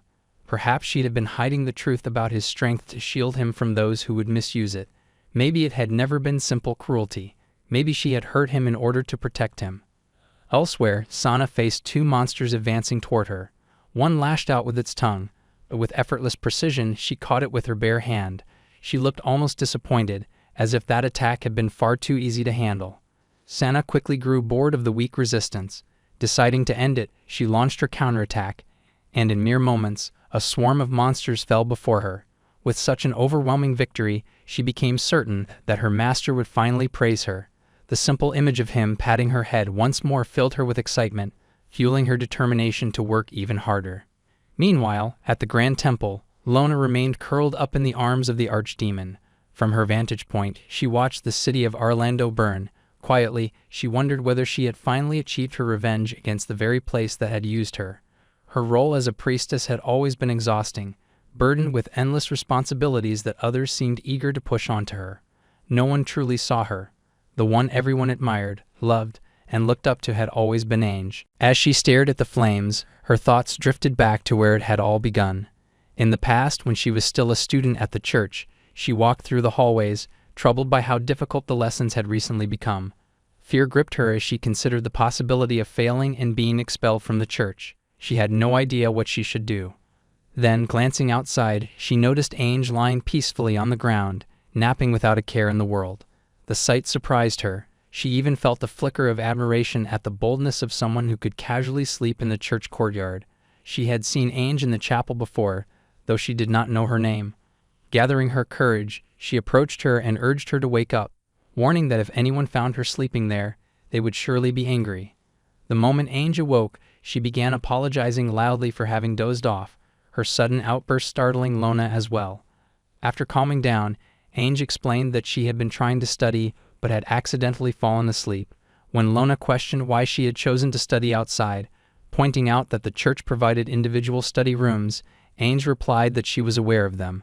However, with a bright smile, she explained that the sunlight felt wonderful, which was why she preferred studying outdoors. She then invited Lona to join her. Caught off guard, Lona hesitated, unsure how to respond. Her first impression of Ange had been that she was somewhat unusual. Yet, as they began studying together, she discovered that Ange was actually more knowledgeable and helped her understand subjects she had struggled with in class. Even so, Lona remained shy around her. Eventually, she asked for her name. Once again smiling brightly, Ange introduced herself. From that moment on, something changed within Lona. She began to care deeply for her. Ange always treated her as an equal, never looking down on her despite her weaker academic performance. She constantly encouraged her, promising that they would both do their best together. But eventually, everything changed. Ange left her behind. Watching her interact so naturally with the other priests, Lona's heart twisted with doubt. She began to believe that Ange had only pretended all along, using her, deceiving her with promises of standing side by side. For that, she could never forgive her. Returning to the present, her thoughts hardened into obsession. There was only one way she believed this could end. She would take her revenge with her own hands by killing Ange herself. At that moment, Ange arrived at the Grand Temple and called out to Lona. The instant Lona laid eyes on her, the archdemon moved to strike. Nine reacted immediately, pulling Ange aside and shielding her from the attack. Lona coldly mocked her arrival, calling her foolish for walking into her own slaughter. Ange, however, tried to reason with her, pleading for her to stop and at least listen. But Lona, consumed entirely by rage, declared that begging would no longer save her. The demon attacked again, and once more Nine intervened, protecting Ange as she continued trying to reach Lona. Ange insisted that she had never once mocked her or looked down on her in any way. Yet Lona refused to hear a single word, screaming that she already knew her so-called true personality. Suddenly, though, something changed. Lona froze for a brief moment. Nine quickly realized what might be happening. Summoning and controlling that many monsters required an immense amount of mana. If Lona was running out, the consequences could be severe, possibly even fatal. And they had no intention of letting her die. Based on her erratic behavior, 9 also suspected that Jean had used a powerful suggestion spell on her. It was difficult to believe that she had acted like this entirely of her own will. With that in mind, 9 cast her fire magic at the archdemon. However, the spell was completely neutralized, vanishing without inflicting even the slightest damage. Lona mocked them again, reminding them that magic would not work against it. But 9 was already aware of that. Her intention had been something else entirely. She explained that a suggestion spell entered through the cracks in one's heart. To break it, they needed to expose and confront the blurred conscience within. Her plan was to keep fighting and gradually drain Lona's mana, while asking Ainge to continue speaking to her. Meanwhile, exhaustion was visibly overtaking Lona, and the constant exchange between the two only fueled her anger further. The archdemon launched yet another attack. Once again, 9 shielded Ainge. Ainge pressed on, telling Lona that before meeting her, she had always felt alone, and that without her, she might have remained that way forever. Lona rejected her words, shouting that she had always been surrounded by other priests. Yet even as she said it, confusion crossed her face. She tried to recall when that had happened. After becoming a priestess, she had isolated herself in her room. Though she believed she had seen Ainge talking with others, she could not remember when. Sensing the shift in her expression, 9 urged Ainge to continue. Ainge spoke of their shared memories, studying together in the church courtyard, eating side by side in the cafeteria, enjoying the pancakes 9 had made for them, spending their free days shopping together. She reminded her of the matching crosses they had chosen, and most importantly, how Lona had been the happiest of all when Ainge received the revelation to become a saintess. As those memories resurfaced, Lona's vision blurred with tears, the false perception clouding her mind finally shattered, and she returned to her senses. The archdemon immediately sensed the loss of control and released her, causing her to collapse to the ground. Ainge and 9 rushed to her side, asking if she was all right. The fury that had consumed her was gone. Seeing that, Ainge's emotions overflowed, and she embraced her tightly. Lona, still disoriented, could not fully understand what had happened or why she had acted the way she did. But their reunion was abruptly interrupted. The archdemon rose behind them. With the magic controlling it gone, the creature now acted on its own instincts, and it was preparing to attack. Lona and Ainge clung to each other, uncertain of what would happen next. The archdemon loomed over them, ready to strike. Just as its attack descended, Haru arrived. With a swift motion, he erected a magical shield and effortlessly blocked the blow. He calmly asked if they were unharmed. Both of them were stunned by his sudden appearance. Haru quickly informed Ainge that the southern district had already been cleared of monsters. The other districts were secure as well, and Alice and Sana were on their way to the temple. Now, only the archdemon remained. Lona, still disoriented, could only stare at him in confusion, overwhelmed by his strength. 9 stepped forward and warned him to be cautious. She explained that the creature possessed the highest level of magic resistance, meaning no spell should be able to harm it, regardless of its type. Haru glanced at her and questioned whether that resistance was truly any different from Sana's. He reminded her that ancient dragons were also known for their immunity to magic, yet his flare blast had still managed to burn her slightly. Hearing this left 9 stunned. Even so, she pointed out that there were no historical records of an archdemon ever sustaining damage, so she could not be certain how it would react. Considering that, Haru speculated that perhaps its so-called magic resistance was simply extraordinary durability. The archdemon slowly approached him. Looking down with clear disdain, it signaled for him to attack with everything he had. Haru responded with a faint smile, realizing that he had provoked it. Since it had come to this, he accepted the challenge and prepared to go all out. He began gathering his fire magic. The sheer pressure generated by the forming spell stunned everyone present, even the archdemon itself. The intensity alone felt overwhelming, as though the air had grown unbearably heavy. Witnessing it, 9 finally understood that this was the extent of his true power. Then Haru released the flare blast directly at the demon. The impact sent violent tremors across the entire city, a testament to just how immense the attack truly was. After the dust finally settled, the towering figure of the archdemon was still standing in place. Haru and the others could not immediately tell whether it was still alive. However, it soon became clear that what remained was nothing more than a hollow form made of ashes. In the very next moment, it crumbled and scattered into the air. Just like that, the archdemon was defeated for the first time. Haru casually turned back toward the girls, laughing lightly as he remarked that he had somehow managed to beat it. He then asked Ainge whether she had been able to speak with Lona. The three of them were still frozen in shock, unable to process that he had destroyed such a monster through sheer brute strength alone. Lona, in particular, was visibly frightened, quietly asking Ainge who he really was. Meanwhile, from a nearby vantage point, Jean had been watching the church the entire time. He was utterly stunned. The archdemon was said to withstand 100 high-level spells without sustaining any damage, yet Haru had brought it down in a single blow. Unable to comprehend what he had just witnessed, Jean concluded that Haru was completely insane and decided it was best to flee the city at once. However, before he could escape, Sana and Alice appeared behind him and captured him on the spot.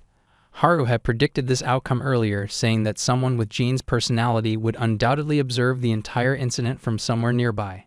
As it turned out, he had been right.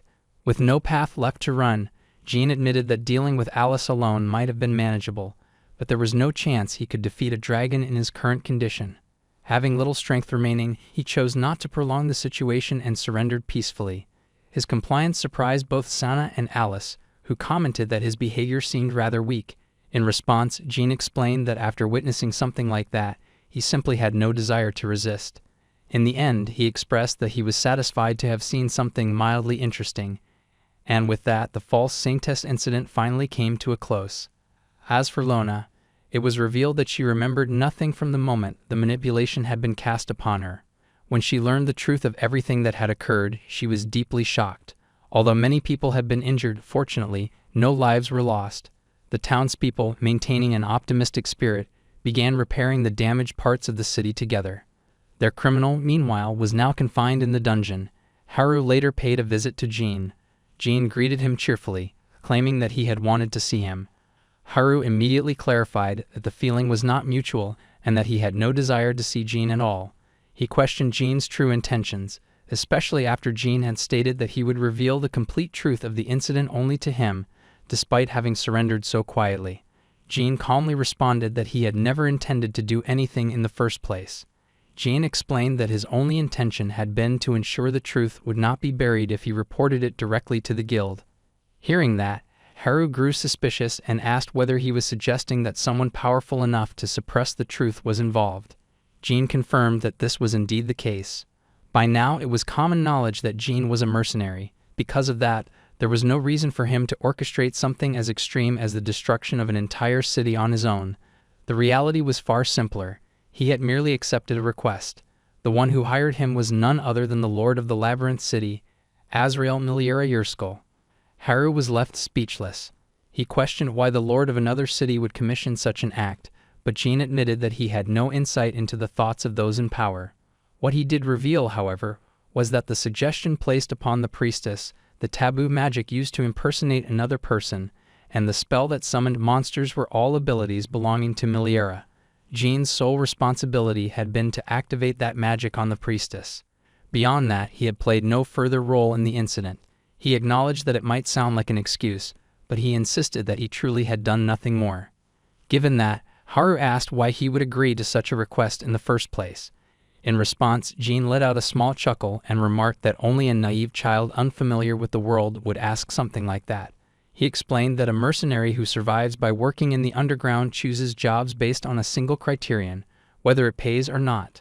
With that, he stated that he had confessed everything he intended to share and advised Haru to direct any remaining questions to Miliera himself. Still, in exchange for revealing the truth, there was something Jean wanted to know as well. Without hesitation, he asked how Haru had obtained such overwhelming power. Haru admitted that he did not fully understand it either. The only explanation he could think of was his time traveling with his childhood friend, during which he underwent relentless training. That training consisted of physical exercises pushed to the point where he could no longer move, and magical practice that continued until he lost consciousness. Hearing this, even Jean felt unsettled. He quickly realized that he probably should not have asked in the first place. Considering how unaware Haru seemed of his own strength, Jean found it surprising that he had not already been placed on a wanted list. Haru assured him that he would never involve himself in anything evil, but Jean bluntly called him foolish, clarifying that this was not the point he was trying to make. Possessing such an abnormal level of power alone was enough to lead anyone astray. If there were things Haru truly wished to protect, then he needed to properly understand himself before that power consumed him. The moment those words left his mouth, Jean noticed that he had spoken more sincerely than intended. Realizing he had slipped out of character, he abruptly ended the conversation and told Haru to leave. As Haru walked back, he reflected on everything Jean had told him. Deep down, he felt that Jean had been speaking the truth. Even so, he could not grasp why the lord of another city would attempt to frame Ange while destroying Orlando in the process, nor how that same lord possessed access to so many spells unknown to ordinary people. The incident had left behind more questions than answers. Just as he stepped out of the dungeon, he found the girls waiting for him. The moment they saw him, they rushed over, crowding around him and anxiously asking whether he was all right and whether Jean had tried to harm him. Haru reassured them that he was perfectly fine, then asked if they had truly been waiting there the entire time. Sana confirmed that they had. Alice added that they had all been worried about him being alone inside and once again asked if Jean had said anything strange. At that moment, Haru remembered Jean's words that if there were things he did not want to lose, he needed to understand himself properly. As he looked at the girls standing in front of him, concern written across their faces, he finally understood what Jean had meant. With a gentle smile, he assured them once more that everything was fine. Although he considered telling them what Jean had said, he noticed that it was already noon. Ange suggested that they should visit Lona first, mentioning that Nine had prepared snacks for everyone. The group agreed and decided to head there together. Meanwhile, as they walked, Haru quietly resolved that he needed to learn how to control his strength, and more importantly, uncover the reason behind his overwhelming power. Now, for the first time, he had people he truly wanted to protect with everything he had. Later, the group arrived at the Grand Temple. Ange explained that Lona had been occupied with treatment and questioning ever since the incident, which was why even she had not been able to see her properly. However, she had been told that sharing a meal would be allowed, and that was the reason Ange had brought everyone there. Haru found himself looking forward to meeting Lona now that she had returned to her true self. But when they reached her room, they noticed a commotion outside. The area was unusually noisy. Suddenly, Lona's voice echoed from inside, shouting that she wanted to quit. The elder priest standing outside tried to calm her, urging her to think carefully, yet she insisted that continuing as a priestess was now impossible for her. She declared that she would not come out of her room unless they promised to let her step down. At that moment, Ange stepped forward and gently called out to her through the door. She mentioned that Nine had made pancakes for them, the very same ones Lona used to say she loved. The reaction was immediate. Upon hearing that, Lona opened the door and came out. Afterward, they moved to the courtyard. The two of them sat slightly apart from the others, which caused Sana to wonder why they were separating themselves like that. Haru, however, understood that they likely had many things they needed to discuss. Lona began eating the pancake and instantly brightened at its taste. She loved it just as much as before, and Ange was relieved to see that some things had not changed. The flavor brought back memories of childhood days when Nine would make the same pancakes whenever Lona came over to play. Those were precious times. There had even been days when they became so absorbed in playing that they forgot about homework and were scolded for it later. The nostalgia washed over her, pulling her back to those simpler moments. After a while, Lona explained that she would not face charges for using taboo magic, as it had been determined that she was under manipulation and had no memory of her actions. Ange was overjoyed to hear that. Lona added that the higher authorities had concluded she was a victim in the entire incident, meaning she could simply return to her previous position. But Lona did not share Ange's relief. To her, it did not matter how little she remembered. The truth remained that she had been the one who hurt Ange and the townspeople. Because of that, she felt it was impossible to resume her role as priestess as though nothing had happened. Ange tried to reassure her, reminding her that everything had occurred due to the imposed suggestion. Lona acknowledged that this was true. However, she also admitted that she had been the one who fell for that suggestion in the first place. When Jean had once asked her whether Ange was truly her friend, she had hesitated. She had not been able to answer immediately, and that single moment of doubt had paved the way for everything that followed. In her heart, she knew that Ange genuinely considered her a friend. Yet for reasons she could not fully explain, she had always felt a certain distance between them. Tears welled up in her eyes as she confessed that she was, in truth, a terrible person. Even her initial attempt to befriend Ange had not been entirely pure. She had believed that studying together would prevent her from failing her exams. Lona admitted that the reason she had always cheered Ange on was not purely out of kindness. She believed that if she could at least support her in that way, then she would have a place where she belonged. Because of that, she convinced herself that someone like her did not deserve to be called a true friend.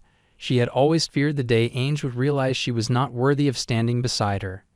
Ange was left speechless after hearing all of this. But then, without hesitation, she reached out and took Lona's hand. She gently pointed out that Lona's words alone had once broken the suggestion placed upon her. Even now, she was genuinely happy that Lona was opening up and sharing her true feelings.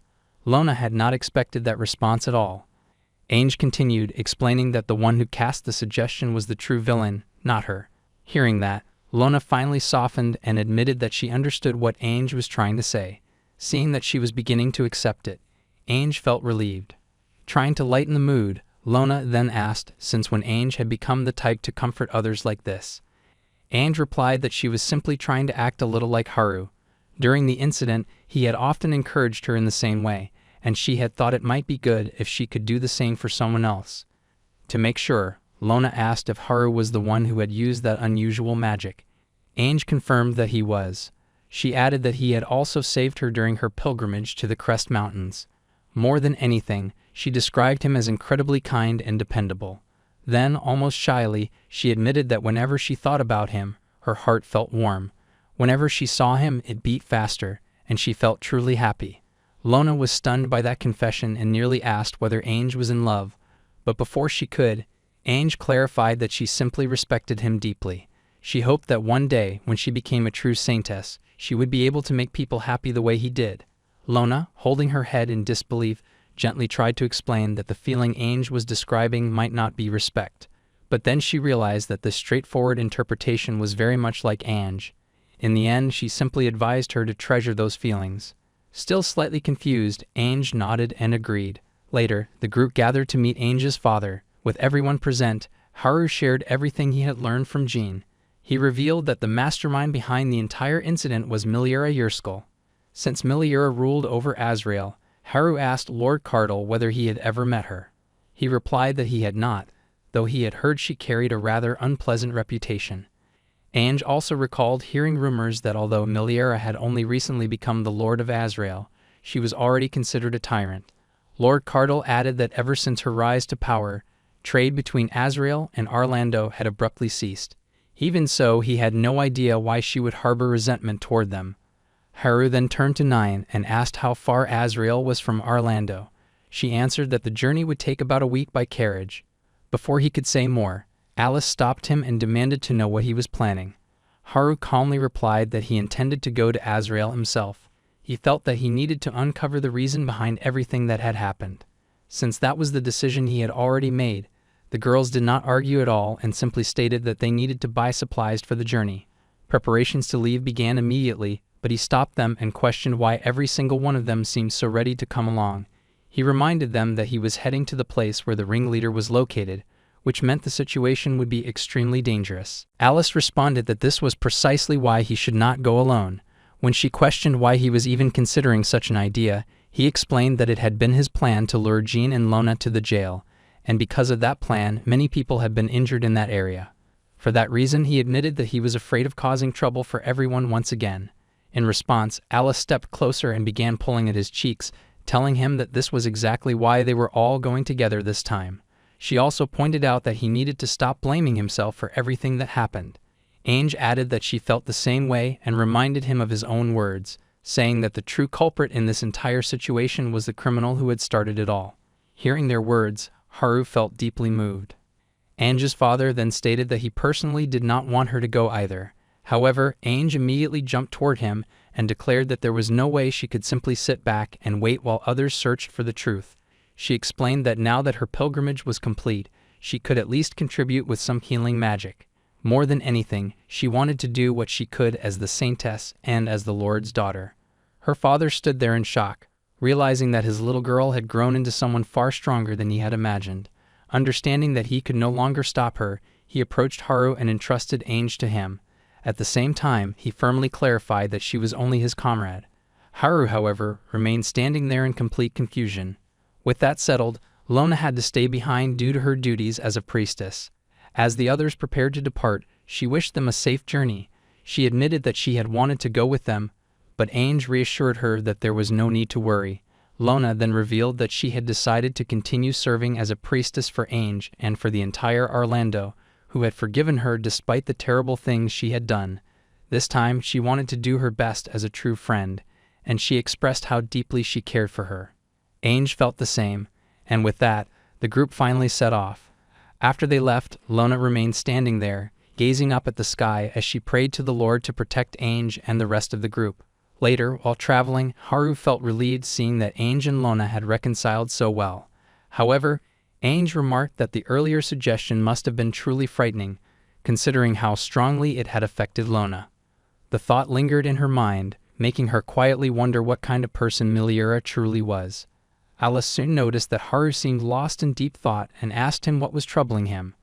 Haru responded that he had an uneasy feeling, as though he had forgotten something important, and indeed he had. The one he had completely forgotten was Letitia. At that very moment, Letitia finally broke free from the seal that had imprisoned her. Furious beyond measure, she burned with anger at Haru for daring to lock her away in such a moldy, suffocating place. She continued cursing him in her heart and resolved that she would seal him inside that same prison as repayment. However, before she could dwell further on revenge, her stomach began to growl loudly. Realizing that hunger came first, she decided to postpone Haru's punishment until after she had eaten. Yet even as hunger gnawed at her, she sensed that something was not quite right. Just then, a mysterious woman appeared before her. Observing Letitia's striking presence and the precision of her sword movements, the woman quickly concluded that she must be the famed sword princess Hero. Letitia, as usual, showed no concern and bluntly demanded to know the woman's identity. The stranger calmly revealed herself to be Miliura Yerskal, expressing clear delight at finally meeting her. Meanwhile, back in Orlando, Jean sat inside his prison cell, relaxing as though nothing troubled him. Suddenly, a small hooded figure appeared outside the bars. Jean immediately recognized who it was. Noting that the boy had arrived earlier than expected, Jean asked whether he had been watching from somewhere nearby all along. The boy silently opened the cell door. In that instant, Jean realized just how cunning the requester he had taken on truly was. He could not help but feel that accepting this request had marked the end of his good fortune. Regardless, he calmly told the boy that he should leave that place as well. Jean made it clear that his own mission was entirely separate, unrelated to whether he ultimately succeeded in the request or not. But the boy suddenly spoke, warning Jean not to make the mistake of grouping them together. Without hesitation, he launched forward. In a single swift motion, Jean was beheaded. The guards, having heard a disturbance, rushed to inspect the cell. By the time they arrived, it was already too late. News of the prisoner's assassination spread through the facility like wildfire. Meanwhile, the boy observed the chaos quietly from a rooftop. With one task now complete, he turned his thoughts to his next mission, the assassination of Haru, the traitor. Later, Haru and the others finally arrived near their destination. However, the carriage driver refused to go any farther.